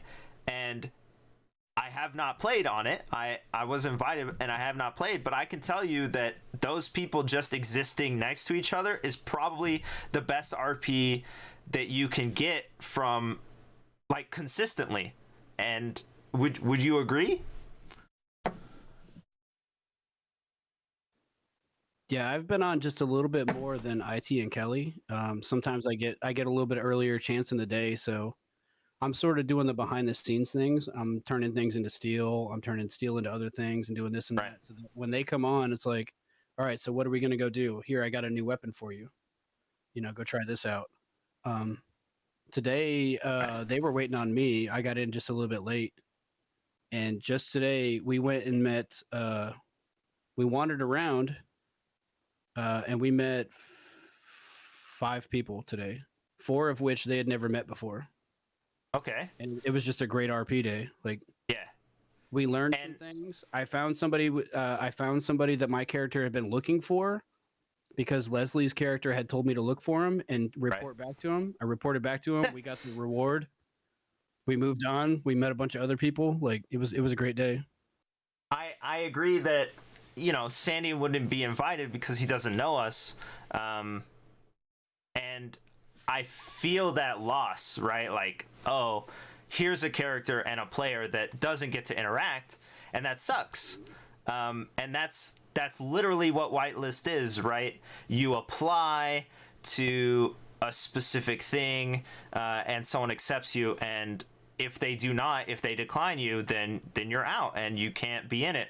And the biggest servers are that way. No Pixel is a name that people who don't even RP know, and that it's very I know at invitation least one only. person that's applied to Wild RP for Red Dead and been denied 5 or 6 times already, because they interview in voice and they still go, nope, sorry. Yes, so talk about exclusivity. I applied to their sister New Day, or brother, or whatever, because it's 2 servers, but they're the same thing or whatever. They're the same parent company, or however it works. Anyway, and I was denied, not for any specific lack of my RP or anything, but because I hadn't put enough effort into my backstories, my answers, all that stuff. And that's literally the thing that I know is not to the level of other people, and that's the thing I talk about a lot. And they also pointed that out, like, I thought I was giving enough, and the level that other people are going to, I don't even meet that. So yeah, I was denied, and I also agree. Even applying for LLRP, I was like, this is easy. Put the application in. I waited like 2 days, and then I got a question about, like, hey, can you please expound on this question? And I was like, I feel like that's pretty cut and dry. Right. So I added like 2 more sentences that made it a little deeper, and I feel like made it more redundant. And they were like, "You're good." I think they just wanted to see the effort was all. But Yeah. I don't get. There's people that I know that I feel are quality, Right. and it's like, I just don't understand why you're getting pushed out. Yeah. But at the same time, I'm seeing great product come from that server, so I know what they are letting in is good. Right. It's just I don't know. I guess maybe they drew a line. Maybe I don't know what it is. Yeah, maybe it's player count, or we only accept so many because we only have so many slots or something. Mm-hmm. Like, we don't know all the behind the scenes stuff. How much thought did you put into Barry before you made him? Barry is not a thought. There was no thought. I wanted to make a new voice, so I walked around making the voice for, I don't know, 6 hours or something, and then I thought, commenting about a voice and something about, you thought it might be a little. I thought it was offensive. Yeah. It had way more lisp, and it reminded me of a joke that makes fun of a physical deformity. And the more I did it, the more I thought maybe this is offensive. So then I thought, well, Barry is, or the Mad Hatter is sort of similar in that he has like a little lisp, but you know, I could probably do that because I try to do voices, you know, impersonations or whatever when I'm bored, and that's something I had done for a long time. In the warehouse and junk. Like I used to work at Best Buy and I would just like be in the back making voices and junk like, haha, this is funny. Haha. So I thought, can I say more than a line as the Mad Hatter? I tried it. I said, okay, that kind of sounds right. That's the character. That's it. Only the voice, nothing else. Nothing. I could say like the whole first day, I just sat like a child giggling at the stream, and I was like smiling and cringing back and forth, back and forth, back and forth. I was like, right. Oh God, how is this gonna go over? How is this gonna work? Oh, and then it just worked. And I was like, how audacious is that? What if it hadn't worked though? It would have been okay too. Like it would have. Okay. Yeah. I just couldn't believe that it went over like it did, and everybody was like, "Hey, Barry!" It was like, "What?" This is awesome. Isn't it? It is 100% though because of Ivania, whatever, Jules or something. Like she provided belief, I think, in Barry, because I walked around, I made the joke, whatever, it hit with some people, but she took him to another place and said, here, this is the joke again. Also, get him some clothes, make him look right, you know, get him whatever he needs, because I think she knew that I was new, and she obviously knew a lot of people and had never seen me, so that investment made him real enough that the next joke had, you know, a tie to it instead of just here's the joke. Mm-hmm. And once you get a serious character that's accepted into society, right, they vet you to other people, then you got that in, and it's time to just roam free. Yeah, it's that vet, it's that anchor into a story. When you get somebody that other people finds acceptable, and they go, "This is my friend," well, suddenly you're a friend now. Yeah. Even the people who did not like him, and voiced, you know, that out in RP to other people, it was still tied to, you know, sort of creating factions of people who didn't like him and who did like him, and they had conversations that I was not a part of about whether they liked him or not, or, you know, whatever. And he just continued to anchor down into the world to the point where he was just an old dumb man walking around living his life, you know, instead of the meme. Well, and I think that was the first hard step. I think the second hard step or hurdle that Barry crossed was when people saw him again a week later. They went, "Oh, he's here to stay." Okay. Yeah. Because they probably assumed like, hey, this crazy character is going to be here for a couple of days, whatever. This guy's going to get tired of this. Yeah, like Sandy had said, oh, this is a meme and he's making fun of us.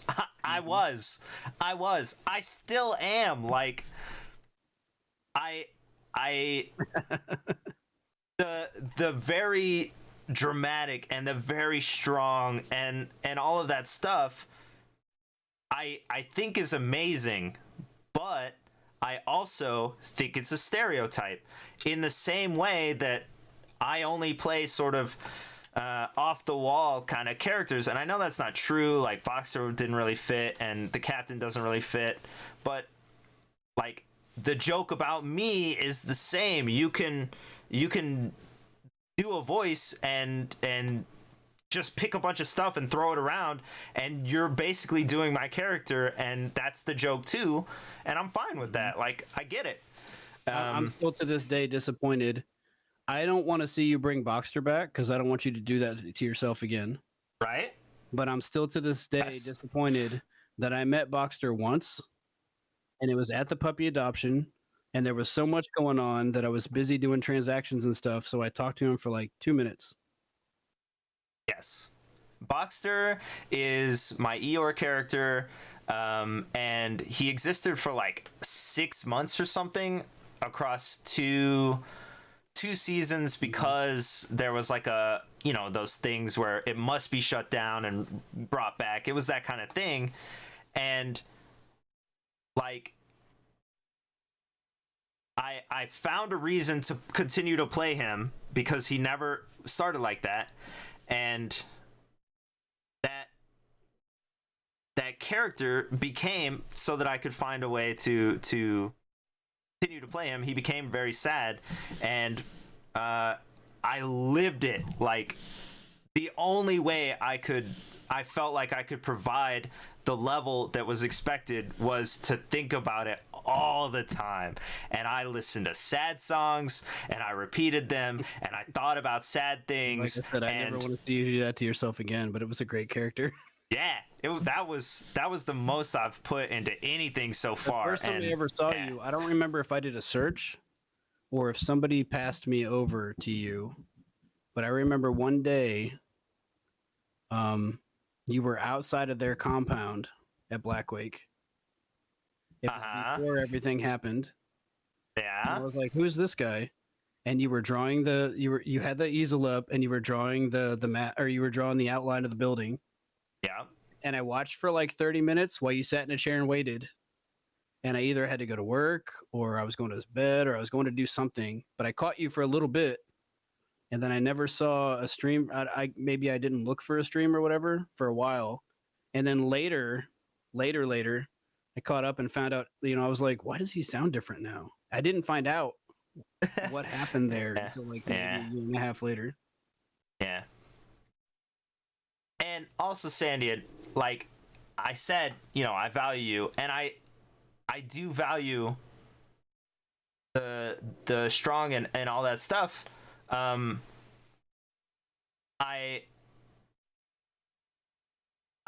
want to make the joke, but I don't want to hurt anyone, and I definitely don't want to offend or any of that stuff. So yeah, like you're saying, I was initially making the joke about what the stereotype is that we think about Conan, but obviously, as day 2, nobody expected day 2, for the record.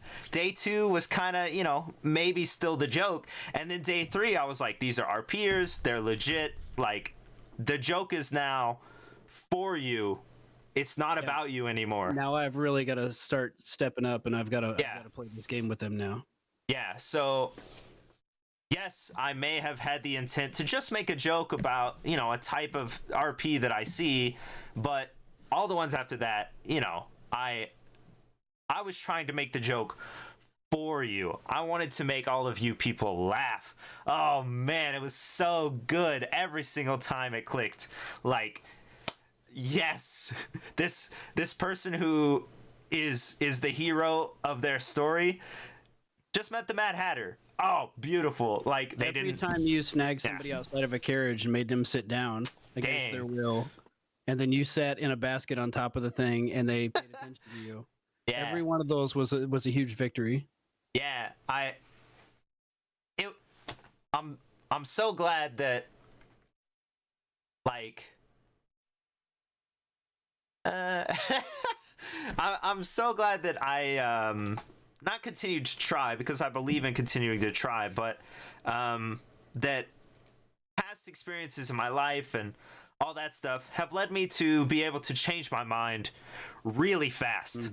Like, really fast. I will say, you're right, I will change my mind. So I'm very glad that I made the joke, and then immediately my mind was changed, and that wasn't the joke anymore, and the new joke was way better. And well, knowing you like I do, and like a lot of us do, we know you're not the one there are those people out there, but you're not the one to come in with that Barry character, make the joke, see it fall and flop a little bit, and Yeah. continue to grind it away. Yeah. Oh yeah. You're the one to either stop right there and drop it, or adapt it and continue on, one or the other. But some of those people, you know, and I think that's what a lot of people like me. I don't know. I'm not going to put words into Sandian's mouth, but some of those people will expect like that one meme character to come up, and they don't understand that, hey, the joke's over. Right. You know? Yeah. I try to think about, you know, stuff, and this kind of feels like a me interview at this point, but whatever. I try to think about the big picture and all of that stuff. So even if I make a joke about your RP sort of setting, it's not necessarily about you. And if it didn't work, you're right, I would quit. Boom, done. My bad. I apologize.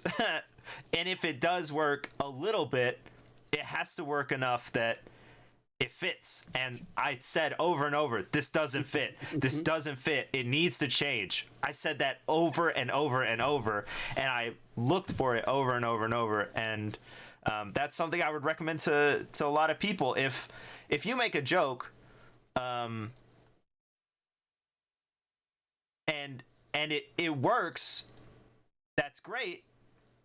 But the next joke has to be a little different, you know, that you say, or you're nothing, you know. Well, and you can be that oddball and completely out of line, but as long as they see that you have the best of intentions with it and you're pushing it, you're really serious about this, then they'll support you, as long as they don't think you're being flippant and just trying to disrupt things. Right. I do have an example of someone that I never interviewed, but I think might have been a streamer at some point. If any of you saw on GG the Big Al character, who was like a little short dude who wanted to give massages, and you're like, okay, sure, massages, and then like he would go in with the innuendo about like getting in deep and like all that stuff, and you know, like there was a lot of innuendo. When I first saw that, I was like, oh, this is too far for me, you know. But he didn't just make that joke. He then set up a massage parlor. He got other people in to make the joke a little different. He started offering different services, and he was going to different places and trying to bring in other people. And I think that's another point, like another example of, here's a joke, boom, it's done, and then it growing and changing and adapting. And I think that was great as well. Yeah, and then we come full circle to flavor / background / color characters. I think they'd belong everywhere. We knew joining the server, well, they might not have known what they were getting into, but I had an idea of what I was getting into and what they were. And I knew that we weren't going to be accepted into the fold, but I knew we had a place. Right. I knew there would be some people that automatically gravitated and go, oh, this is interesting. What's this? And then there's other people that would be like, I thought maybe we would even get to the point where there was some conflict about it. Okay. But I thought either way, we still have a place here, because this is a very odd situation, right? Like, Torn is usually in chat here. He met up with us. We met him when he first played, and then he did his transformation, and we met him again and didn't recognize him. He explained like, hey, that was me. Yeah. He took us to his place. He tried to coach us in the ways of being undead. He tried to teach us how to feed, everything else. We were trying to explain to him like, that's not really what we do. Like, no, see, right. And I showed him I could kiss. Jameson we went to the Mages Guild one day. The guy in there goes, I can make you a scholar. And we were like, we're researchers. Give me the scholar. Yeah. You know, I don't know anything about the race, about the classes. I don't know anything about that. So I was like, teach me to be a scholar. Then they start sending me on random tasks to go do this and do that. Next thing you know, I know earth magic. So I said, hey, this guy taught me earth magic so I can cast it on all the stuffing, the sticks and the straw and everything else, and I can regenerate that inside of you and make you whole again. Perfect. So we just turned that earth magic into, I'm healing the stuffing and I'm making you healthy again. Okay. So you say, oh yeah, we're background characters, we're flavor, whatever. Sure, that's fine. But if things had gone differently, let me point out that, you know, you maybe you started when I started, which was just a week or something before, but that was sort of the same time that you joined that it was really erupting with the story server, okay? But if you had gone back a little further and been able to advertise just to put your name out, right? The last battle, I will say, like I said before, I thought we might lose. And what a better thing to offer than stuffing options to a bunch of people about to fight for their lives. You could have, if things had gone a little different, you could have had a stall at each of the forts. You could have had, like, it could have been 3 points instead of 2, where, you know, light magic, dark magic, stuffing. Like, yeah, sure, you consider yourself background characters or flavor or whatever, but it could have gone in a unique and different way that would have made sense. It just, the setting, it didn't seem as receptive as it could have been. And that's, you know, sort of what I was talking about before about the setting. It didn't make sense really for Barry to be there. It didn't really make sense for the dead to be there. And, you know, we sort of bent our characters into making it work, but like I said, I consider it a successful season because we had several groups come through there. There was a play held there. A lot of the people, such as Sandy and Bosco, Celine, all of them came through. And anytime we would see them at a carriage, they greeted us. Hey, how are you? Yeah. How's your day going? You know, we weren't like, oh, there's those undead people over there. It was like, hey, haven't seen you in a while. How's things? You know, like I was, hey, if we pulled off this weird, odd, creepy thing that's way different from everybody else and doesn't follow any of the norms, that's a success to us, you know? Right. Yeah. I agree. I also have said many times, I like background characters. I like, Hey, I love background. I will be a professional RPing NPC, and I'm fine with that. Bring me in, let me enhance whatever you got going on, and then send me away. Like, I don't want to go to the big bad, huge guy at the end. I don't want to be level 120 and be the most bad class ever. Bring me in for something to put a little spin on something to give it some color, and I'm happy. Like that's my place to shine right there. I think that the difference in this interview versus the other people who say they're background characters is that you and all the people that, you know, I'm in my friend group, we know that background characters are very powerful at driving story, at asking the questions that need to be asked, and sort of maybe giving information or even just providing a space for 2 other people to exist.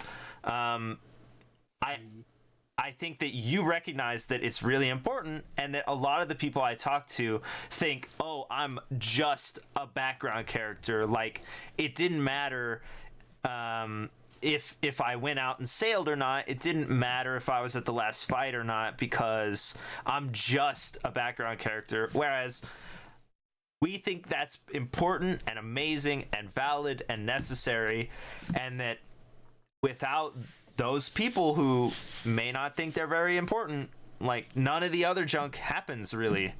I'm satisfied. Yeah.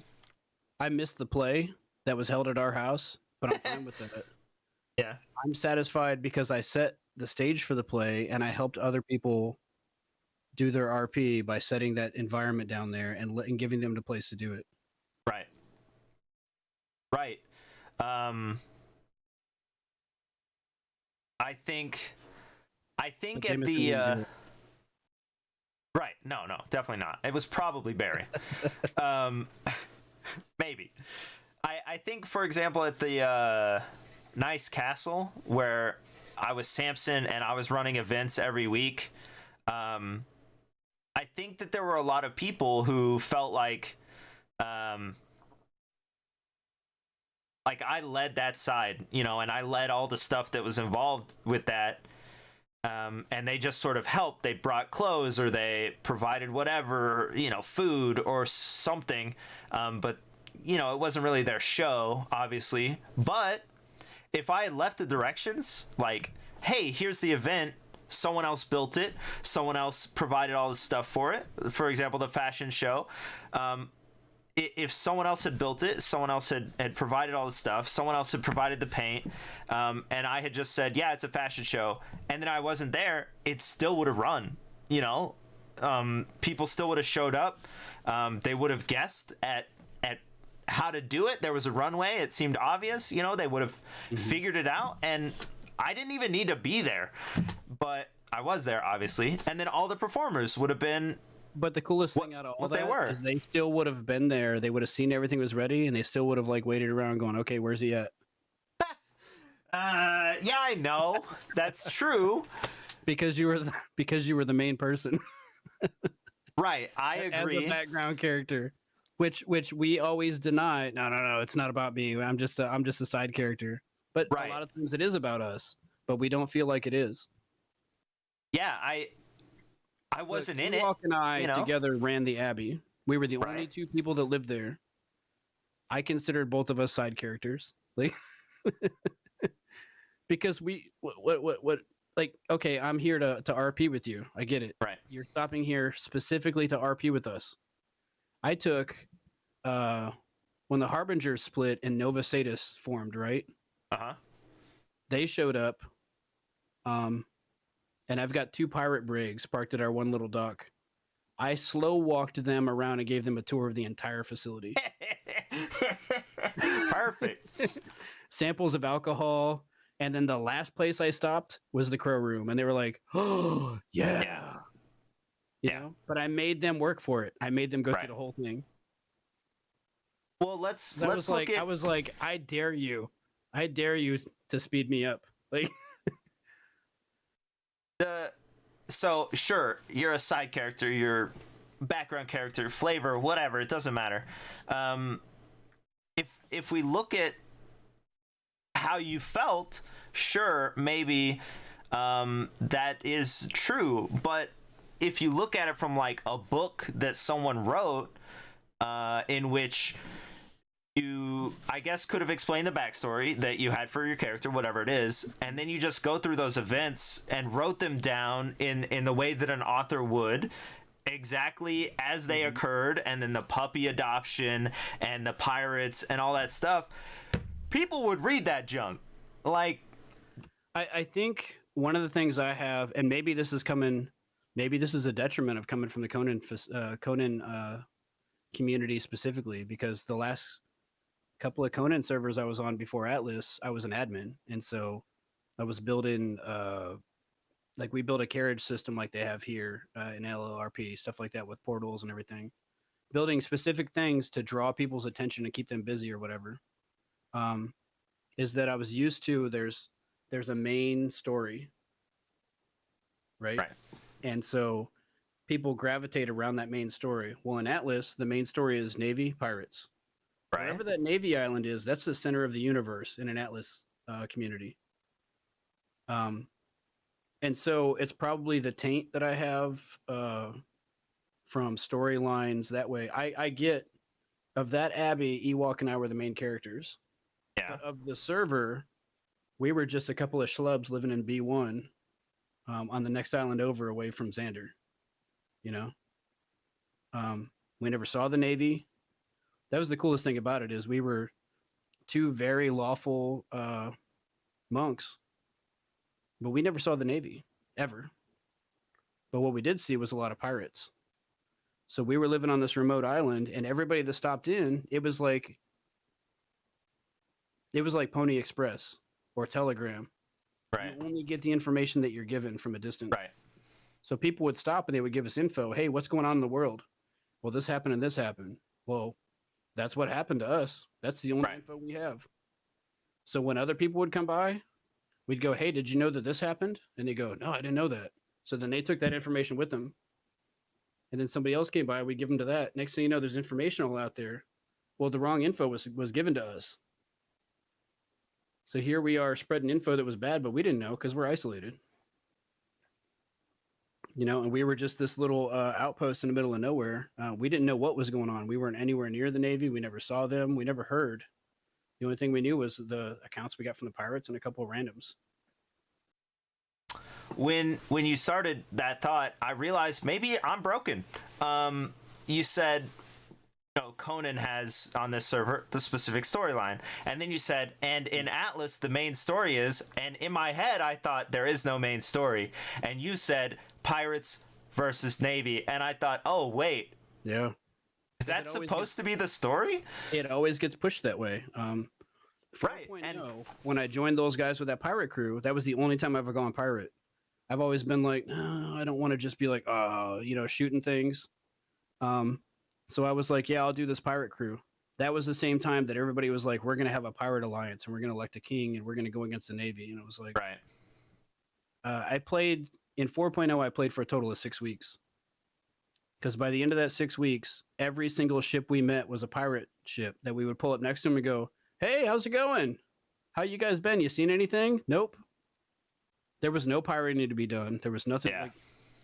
It was like, it was just a happy-go-lucky pirate server. And it was like, hey, this is boring. This is that I thought I was going to get into. I never thought that at all. And that's so incredible because I never even considered that there was a story to any Darkside server, like at all. Because to me, there's in 3.0, 2,000 people. In 4.0, 4,000 people. How can there possibly be a main story? It's impossible. Mm-hmm. So to me, it was just the story of the people that we ran into. Boxster being involved in Sailor, the dating thing, and following that along, and Cornucopia and the involvement with pirates occasionally. Like, I never even thought about the fact that there was an actual story that was supposed to be happening. And sure, there is a main streamer leading the thing, but I don't watch that person. So I never even thought about that. Like, I never looked at the Navy and thought, oh, this is the antagonist or this is the protagonist. I just thought, frickin', we're hanging out in this grid and we sail around and we're writing our own story. And that's crazy. It sort of shocks me. The really wildest thing is, say you had 4,000 in 4.0.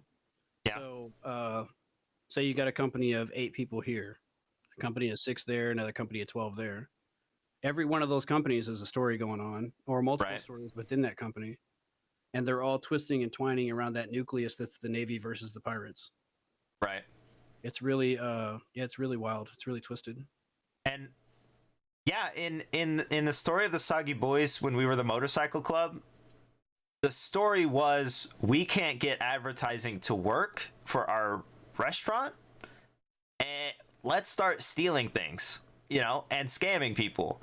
I never thought about the fact that there's a main story that I'm not involved in which the pirates are trying to bring down the Navy, or the Navy's trying to police the pirates. Even though the Navy rolled through a couple times and some pirates did, and we were pirates, I don't care about that junk.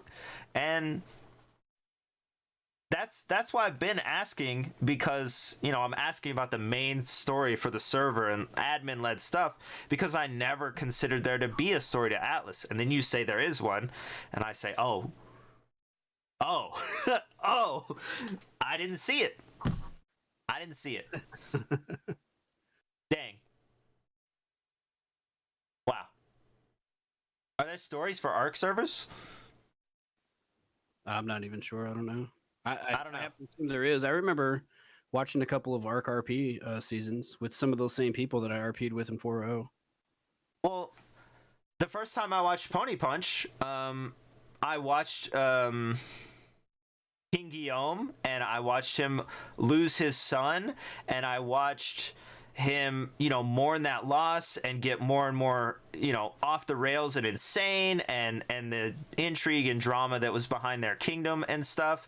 But the whole time I watched that, I didn't think like like I knew that there were more people on the server, and it didn't seem like that was part of the server lore or anything. It was just happening, and from what I understand, there wasn't server lore to that whole experience.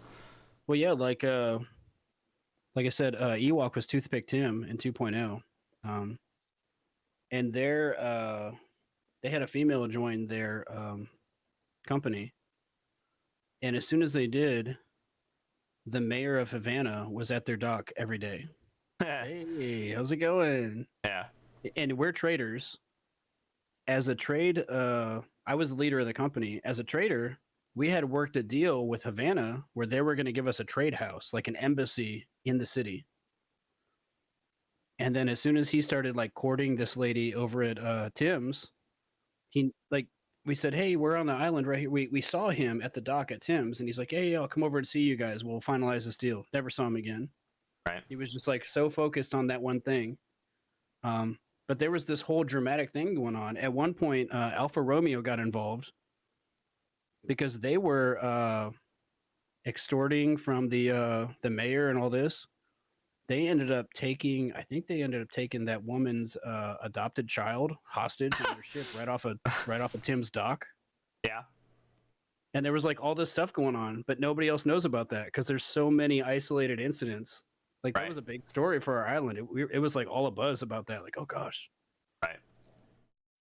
And that's why I stream. Also, did you know, maybe, 2.0, you know, Port Royale, not La Royale, but Port Royale? Was that very east? It is very east. The Salty Winches controlled it as their... It was like somewhere around like B6 or like... I remember... That's west. That's west. It was the other way. I'm pretty sure. East is the higher numbers. Yeah, you just said B6. Oh, wait, does it go down B? Could you sail out of the Shimmer and almost hit the island? Yeah, that's the one. Yeah. Yeah, I went over there one time because I went to go try to promote trade with them.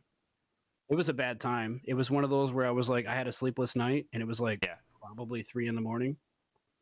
But I sailed in there in the middle of a storm, parked my schooner and docked it. Walked all the way into town, super slow walking all the way down. I turned the corner into the town and I got shot. I still don't know if it was a mute on a puckle, if it was a person, but it almost took me all the way. It almost killed me. It took me to very low health. I turned around and I ran back to my ship and I climbed inside and healed and everything. And from that day, I trash talked Port Royale the entire time about like how inhospitable it was to visitors and. Yeah, so that was 3.5 or 4 years ago, somewhere around there, right? Mm-hmm. I existed there. So at that point, that's when the story of me and Hidalgo start, right? Because we were in the same place at the same time. Amazing. That was the first time I had ever RP'd, and I existed there as someone who did not know what he was doing. And I have no idea who shot you either, personally. I think it was like a defensive gun with a mute on it because it was like it was instantaneous. Like I turned the corner, bam, I was hit. I was like, whoa. There was nobody that said anything about like, you know, haha, you're in the wrong place. There was no they had it was just like boom. Well, yeah, it wasn't pirate. Well, it was pirate run, but as a secret, they were using it as a fence to get all their goods and stuff sold, basically. I think it was a mistake. Somebody probably left a window open or something where there was a gun behind it. But there was a trade section right in the center of that intersection you're talking about, and I do think it might have had defenses in it, but it was supposed to be like a very guarded sort of building right in the center of town where they could trade their ill-gotten gains out and stuff. That's so cool. I mean, not for you. It was like 3 a.m. EST. It was a dark night with like rain coming in. Like I thought I was gonna wreck my boat on the way in. Yeah. Like it was one of those where after I dropped the anchor, I was like, oh. And like I took him down below, fed him some food, got him warm, and was like, "All right, Yeah. let me get a fresh drink of water. Let me de-stress right now." Because as soon as I came out of that shimmer, the island was right there, and I was like, "Ah!" Yeah. Yeah. I finally got in there, and I was like, "All right, so let's get some trade going." Pow! Shot in the head. I was like, "What?" Unlucky. Unlucky. So there was nobody awake. So I turned around. The only thing I knew of Port Royale was I walked in there and got shot. So I was like, "Do not ever go there." I might have been awake. Maybe. There were on a carbine. no. So there were a lot of times that since I didn't know what was going on, I was playing like a scared kind of person, and so I would approach new visitors and stuff, not necessarily from like just walking straight up to them. I had no idea at that time that there was a script where you walk up and greet someone, right?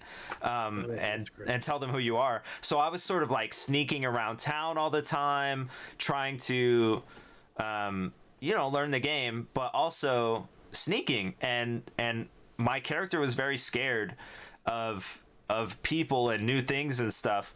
And one of the only clips from that time is of my character finally defending the port, finally saying, like, we've had enough, okay? We've had enough of you trying to steal things. We've had enough of all of this stuff. You need to leave. There's 100 people behind me ready to shoot you at any time. And the people who had sailed up were part of the company, and I was defending the town from my own town members. And that's the only thing that ever happened. But I could have been awake and trying to figure out what had happened, if I had heard a gunshot, but never met you or seen you or anything. So I think that's interesting.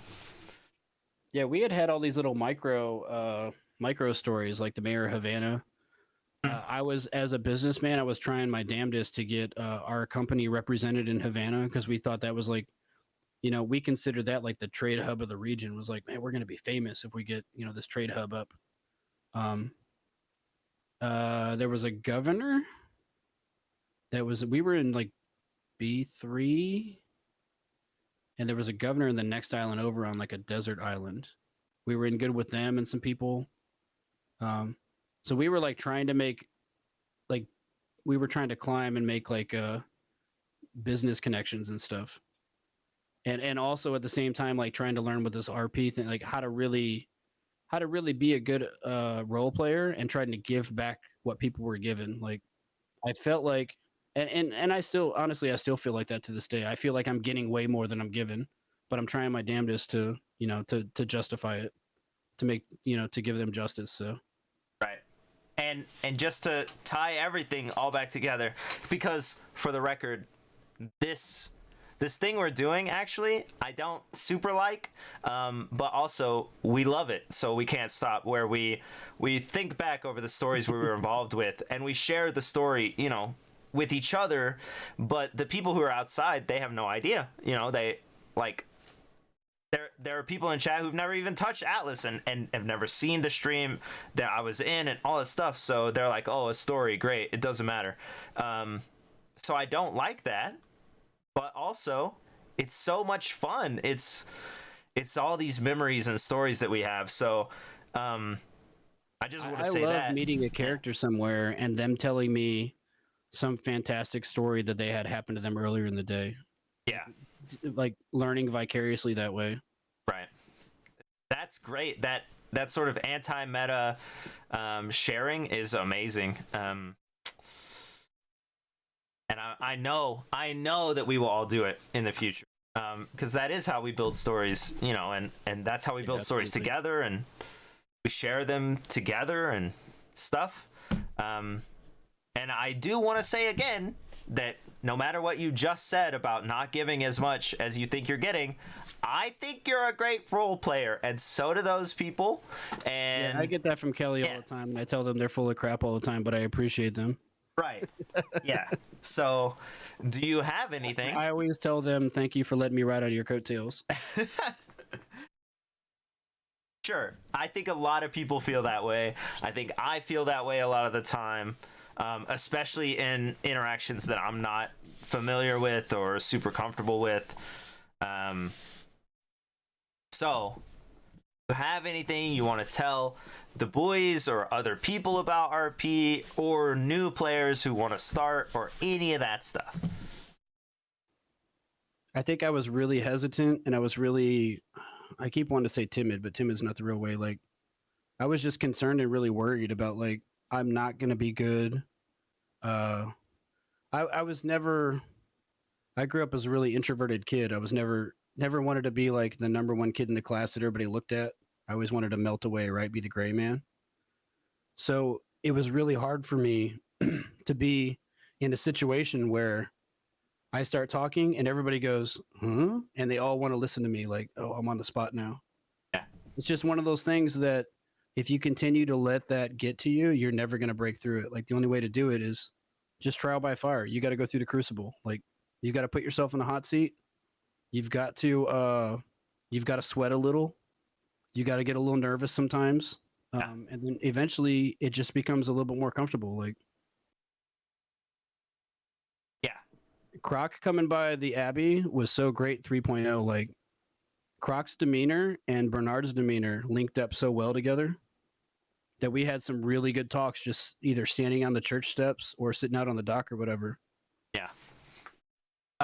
To go on that Crucible thing, I hope there are no clips, but I'm sure they exist. I have long felt that singing in RP is really like it's a way to show your character, you know, in like a, I don't know, it feels kind of real, right? Like, you're not only performing the character, but you're also performing as the character in song. So I think it's amazing when people do it and do it well. And I thought, I want to try that, right? And there was a ladies' night where I thought, I've picked a song, you know, for Boxster, and I'm gonna sing it. I'm gonna finally try, right? And I had never done that before. I don't think, you know, I didn't know what was gonna happen. And for the record, I got up on the side stage after and I said, you know, I'm Boxster, I have this song. I made it halfway through and I was weeping so hard, like shaking and crying. It freaks me out just to talk about, obviously. I get that 100%. And I finished, and it scares me every time I do it, but every time I do it, I think it's, you know, that performance is amazing. It's like any time that you sing an RP, Yeah. I cringe because I feel what you're feeling doing it in front of other people, and then afterwards I feel that relief that you feel. It's so, like, I tell people, like, performing the poems, like, I can't, like, if I wrote it, you know, I freak out and stuff, but I keep doing it because eventually there are times like me and or Barry and Danny having a sing off, and if I hadn't practiced before that, that wouldn't have gone off so well. It wouldn't have gone off so long, for sure. It might have been too long, but you know, that is practice. Like, it freaks me out every time, and it is practice 100%. So I echo that sentiment so hard. Like, practice.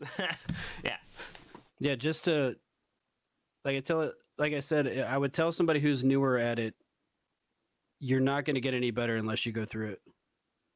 You're not going to feel it and understand the nuances. It's the same way as, like, this is a little rudimentary, but like when you're a kid, you don't know how to talk. You learn how to talk from your parents, from people around you, from aunts, uncles, other kids, whatever. Sure. You've got to get into the RP, and you learn from watching the people around you, where they pause, how they, you know, break to let other people get the words in, so you're not running over everybody. You've got to get the feel so that you realize, you get into the tempo of other people, and you go, okay, I know how this works now a little bit. Yeah. And that's the building block, and then you worry about, you know, other things about how better to deliver and things. What's great about that? I'm learning so much. I never did a voice until Joe, and that's just squeaky kid voice or whatever. Bernard, I picked up a little bit of an accent and did a voice, and I felt better about it. I'm learning every time, and it's all through the people that I RP with.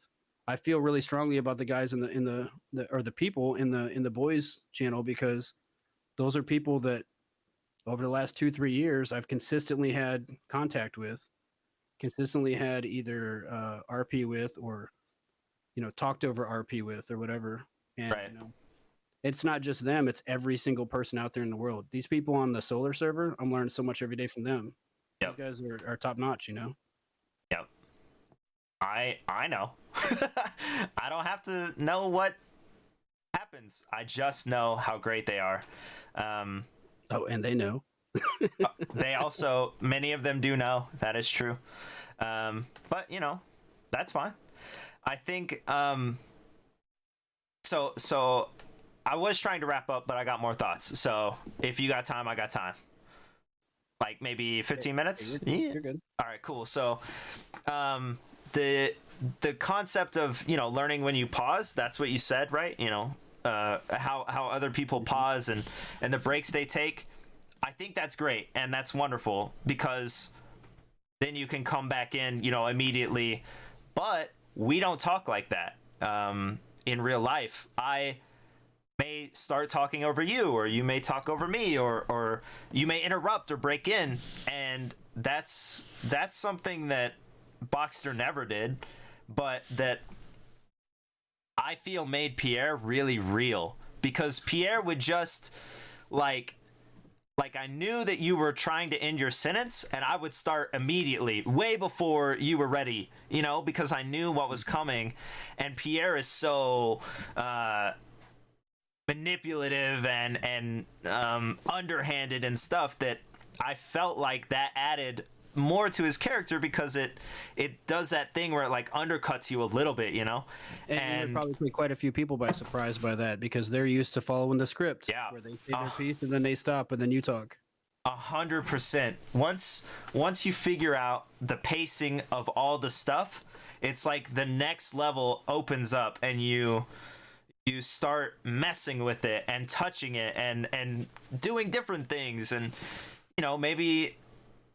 maybe sometimes the circle of everyone standing around is a tea party instead, or it's a tour or something like that, instead of just come look at our house, so yeah, that's just what I thought. And I feel like that's one of many of the nuances that go to really fleshing a character. Like, you can write 17 pages of a backstory, but if you're just talking like Bernard did, and he's talking like this, and okay, and then he waits for what you're gonna say, and then when you're done saying, there's a pregnant pause there, and then he goes, okay, so what I'm gonna say next is, it's like.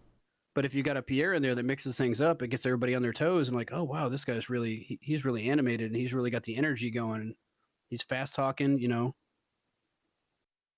Yeah, that is something that I learned on Boxster, because someone gave me feedback. They said, you're drawing RP down, you're pulling away, yes, what you're doing is the pause because he's sad and he doesn't feel like he fits in, but also that pause is a thing that pulls it away from realism. And I was like, oh, you're so right. And so what I would start doing is, on Boxster, I changed him. Dang, who was that person's name? It was someone in my chat. They had like 16 at the end of it. I think that person's great. Anyway, what I started doing is, even if I had nothing to say, Boxster always said no. Even if yes was the answer, immediately he would say no, because I thought he's so negative that he needs to disagree and be upset and sad. So I started speaking immediately, and then I would get to whatever the point was. So it would be like, no, well, yeah, it did happen sort of like that. And that was a way that I found, through someone else's tip, to say, you're right, you're exactly right, I need to change and adapt. Mm-hmm. But he had the natural tendency to say no to start with, and then clarify afterwards. Yeah. He said no all the time. So much more real. Yeah. Yeah. and that's something I built on with Pierre, and started speaking before people stopped, and all of that stuff. Like, just being made aware of things, can not in a negative way, just pointing something out to someone. Hey, I think this is great, what you do, or hey, I think this slows me down. For sure. Thank you. I will look into it. I might not change. That might be my character, and I might play it that way, or I might become better. Perfect. Mm-hmm. What was my other point? There were two.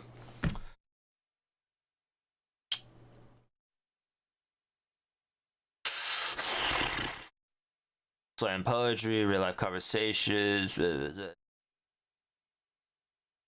Nope, I have no idea. Dang it. Fair enough. I don't know what the second point that I was gonna ask. Oh, I do. Okay, so you've watched a bunch of these interviews. You've a bunch of the people that I've talked to. You also had no idea about a lot of them, and I don't pick them at random. They're like I said, specific goals. Each one has specific things that I think are amazing. I also try and do an even split between men and women, and I try and include at least someone from European side, and I try to do all this stuff, right? Is there anything that you'd like me to ask in these interviews that I don't, or any tips that you have for the interviews? That's a good solid one right there. Yeah.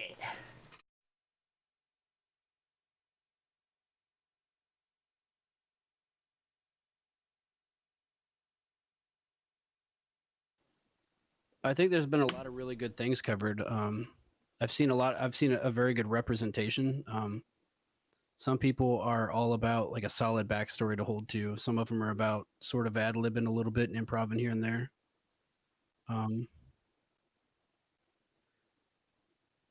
I think the biggest one is something you're already touching on, but it's about like character. Like, obviously you're going to develop your dialogue and your give and take throughout experience, right? And throughout like the actual situation. But without having a good character that's interesting, it doesn't have to have world domination drive, but something like, what is he trying to do? Like, I've tried to make a character before that was like, oh, here's this guy, he just does these things. He just does things. It doesn't work.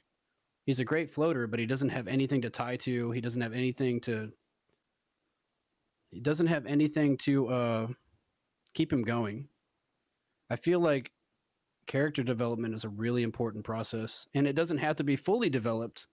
When I start a character, like we've already gone over, like I don't think I make the greatest characters. I try to do what I can with them, and I feel like they turn out better than I made them.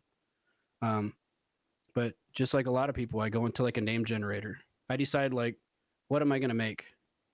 What kind of a character am I going to have? What's his lifestyle? Jameson Withers originally was like, I was going to start on GG. It was like, well, I'm not going to be a crafter because I don't want to be that guy that's stuck in the crafting house all day. That's fully intelligence and everything that a company is going to expect from me. I still want to be viable to move around and do things.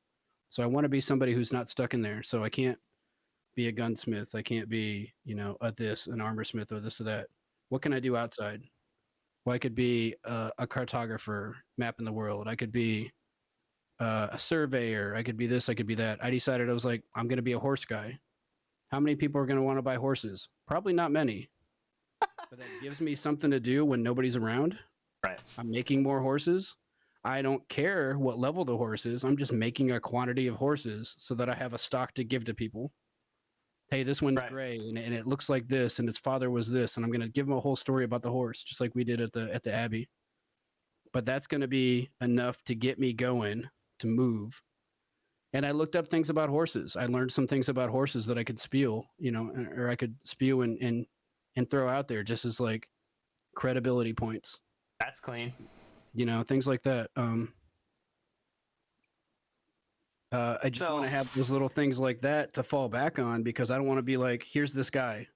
And then somebody goes, well, what about this? Also, in Atlas, you have those sea travel times. Yeah. You're on a ship for 30 minutes together, and somebody's always going to look at you and go, so where were you born? Where'd you come from? Yeah. And if you're like, I don't know. So I go through and I go, he came from here. He does this. This is how he came to do this. Here's a couple weird things that happened to him in his life that I can reference, and then I can expound on that on the spot. But and I keep a sheet of scrap paper in front of me, and I write all these notes down so that I can real quick look down. Maybe I'll come up with a joke and write it down there. Somebody goes, anybody got a joke? Oh, I got one. It's right here. Nice. So just a couple of things to touch on, just to dig me out of that hole and get things, you know, lubed up and moving again. So I hear your notes, and I think that those are good notes for me, who again makes characters based on jokes and voices. That I live my life making myself laugh.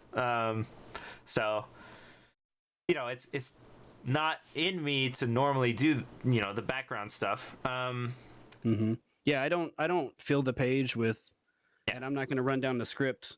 Hey, when I was this old, I did this and did that and did that. But one of the things that I really respect is like freaking Barry coming off of the top and going, yeah, ever since the carriage incident, and every single time was something else different. I laughed every time. Me too.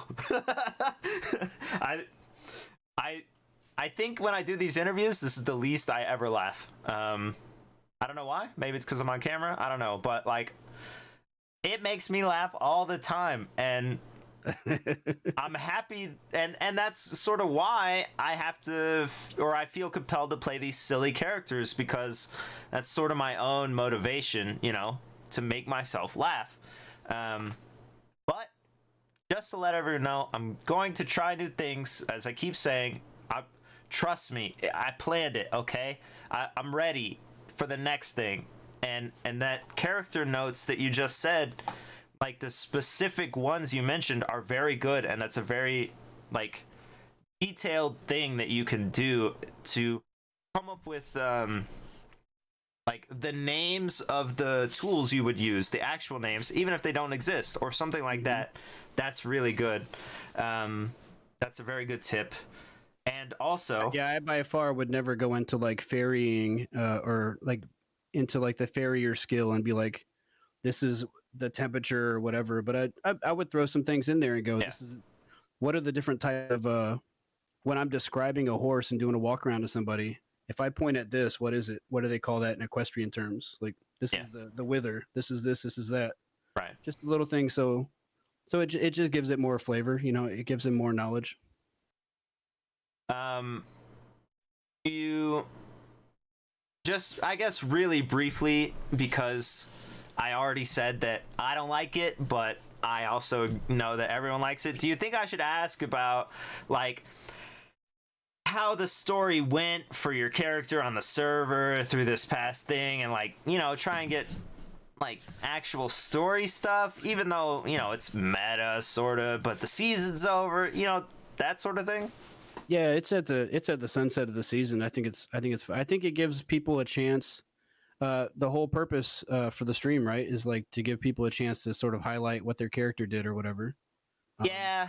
So it kind of like they could break it down and go, this was my journey in a brief thing or whatever, or right. You know, and I think as much as we're trying to do this for in the moment enjoyment, I think some people, it gives them a sense of satisfaction at the end or whatnot to be able to share that with people.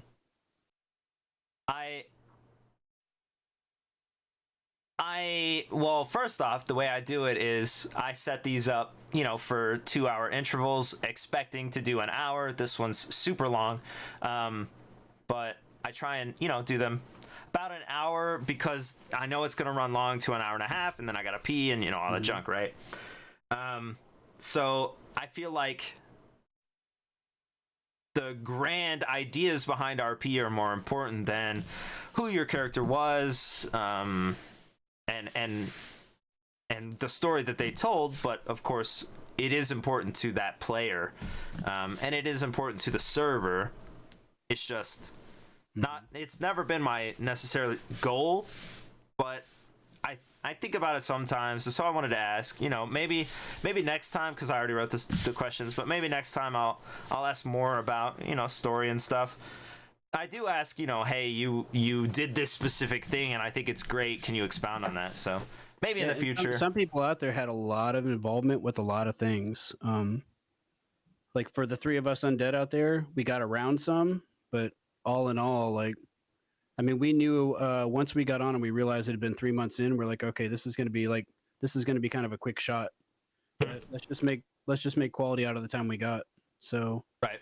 But I mean, honestly, our point to be there was just to be there to provide a service for the characters. Right. We didn't have a goal in mind and like something to drive towards. We were just there as, an exhibit, an attraction. Right. Also, you mentioned the way you name characters, and just a fun thing that I like to share with people. All my characters are names from previous characters. My first character was named Randall Heartfinder or something, because I was trying to tie in my name even though I shouldn't have, because that's one of the rules on Darkside. And then he snuck onto a ship after some bad guys had stolen some stuff, and I was going to stay hidden the whole time, but I got too nervous, so I made myself known and they caught me. And he was scared, like I told you, so when he provided the name, they asked him, what's your name? Who are you? I just, made it obvious that I was looking around, and I just looked around at us, and there was a box on the ground, and I said, my name is Boxster, and then the second name was some other thing that was in the room, and that's how my second character got named.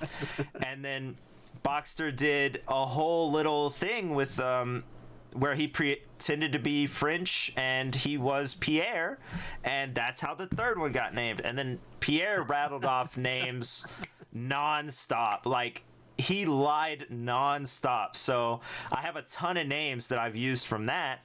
Hey, that tracker you use on stream is priceless too. Yeah, I didn't catch up with I was so busy wrapped up in our pirate thing at the beginning of 4.0 that I didn't catch any of your streams until like maybe a week or two into it. And I looked and I was like, it was like days since we lost everything, and then it was like places Pierre has claimed to be from, and I was like, yeah, this is priceless. That was sort of like an idea to tie in, stream. How did you get and the stuff. half in there? By the way, there was like a 0.5.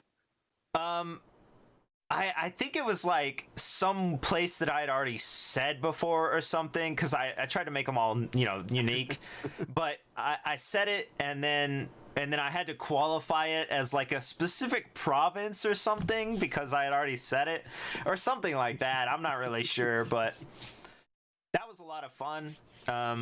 The same thing with the carriage, like trying to give me something to just improv and make up all the time. I don't want to do every fact or anything all the time, but one I'm all thing about is finding good. a reason, any type of reason to give yourself a restriction. I'm all about that. Yeah, and every time I lied, or any time people said your accent doesn't sound right, where are you from, it was always a new place. It was always places that might not exist, like Terabithia and like all sorts of random junk. Just anything that came to my mouth I said. But now I have these ways that you can be involved, with the points and stuff, so that's even farther than that's even farther. I'll generally like try to figure out what is my character about, like what does he do, what's his life, what's his livelihood, and then figure some things out, and then I'll be like, all right, so I'm picturing in my mind a guy that looks like this kind of, so where would he be from? Like, is he like of English, is he Spanish, is he like, and I live and die by the fantasy name generator thing. Like, I'll go in there and you can select like all these different nationalities or cultures, or like not even That's in, like, cool. the fantasy section, but like there's a section for real names, and it'll be like French names, Nordic names, Swahili names, whatever. That's and then cool. it'll just generate a random 10 names, and you hit it again, it gives you another 10. And I take another sheet of paper, and anything that strikes me, I write it down. And then I go to the next page, write another one down. And I'll end up getting like maybe 20 names. And then I go, okay, let's look at last names now. And then I do it all over again. Huh. And then I sort of go down the columns and I go, what two names sound really good together and also sort of characterize this guy? So. Okay, I've never used it. I will look at it. I guess. Like I don't. The names never matter to me personally. Like I don't care. Joe Normandy started off on GG also. There was a Yep. couple of drops there, like one Okay. dropped and then it came up and then it dropped again. He started off as a dairy farmer. I got to the point where I built his house. His house was the barn and he lived in the loft. All the cows and the chickens were downstairs. Okay. In 2 weeks, the only person I met was shrimps. And I was like, I lived in the exact position where Knights of the Rifle were at on that same island. Oh, okay. She wandered through and found me one day. We talked, and then she went on her way. Yeah. And about like 5-6 days later, after sailing around in empty seas and everything, I went back and I knocked everything down and I sent her a DM and I was like, hey, if you're looking for a place to live, the spot's open. Perfect. It was like it was dead at the time. I don't know. It probably was close to the end of the season or something. But I was like, I sailed everywhere. I met. Well, no. I met 2 people in the Freeport on like day 5. But other than that, I didn't see anybody. So I was like, I'm not going to continue this. It's not worth the time. Dang. So yeah, Joe Normandy was just a little short, fast talking kind of dairy farmer. Cool. Well, I'm glad he came to the Starship also. So Yeah, he was fun. It was fun. That was me injecting some of that chaos in there and going, take this heart. I'm down for it. Let's go. Let's see how far we can push chaos. I'm all for it because at some point even I can't handle it, I'm sure, and I start looking for organization. Yeah. I don't know. Maybe. Surely there's a point, We'll find it maybe. Maybe not. Maybe we'll never find it. I gotta go. This has been really long, and I think that's really cool, and I appreciate. It's been a long time coming though. So. Well, yeah, that's true. Yeah, obviously I can't interview everyone. They drain me a lot. Like this is all I do. I just sit and think about questions, and then I run the interviews, and then I sleep, and then I wake up and I sit and think about the questions, and that's it. So no, it's totally cool. Like I want to get the thoughts out, and I want to ask the questions, and then I want to go back and think about the answers, and I think that's the whole point. So I approve, but I've learned my limitations over the time. I also have notes of like all the people I want to interview and all the questions I want to ask, and like the first one, the list is like so long. So it's like 30 people long. And that first time I did it, like I made so many mistakes and I burnt myself out so hard that I feel like the last interviews are just like sleepy basically, and I knew that was gonna happen, and then I did it again for the next one, and I've learned over the time. So I try to keep them more short, but I still want all the info, so back and forth, like that. But anyway, yeah, I do think you're well spoken. I know that you've thought about things just like I have. I know you because we talk about this stuff, right? We make the observations. So I appreciate your thoughts and your time and your friendship and your RP, all of those things. Oh, thank you. I appreciate you. I didn't realize from that time that I ended up seeing you sitting down outside of Blackwake and drawing their defenses. I would have never called that we'd be here like 3.5 years later, Right. running around doing Starship craziness, and you playing the Mad Hatter somewhere in Conan. I would have never called that. Right. And that's wonderful. I think that most of the people willing to RP, any length of time, we're looking for people to play games with, and we're looking for friends to play games with. And I think that if it works out and you do think you're friends, then you're friends 100%. And clearly we are friends, and we're friends with a lot of these people in chat, or I'm friends with all of them technically because they're in my stream.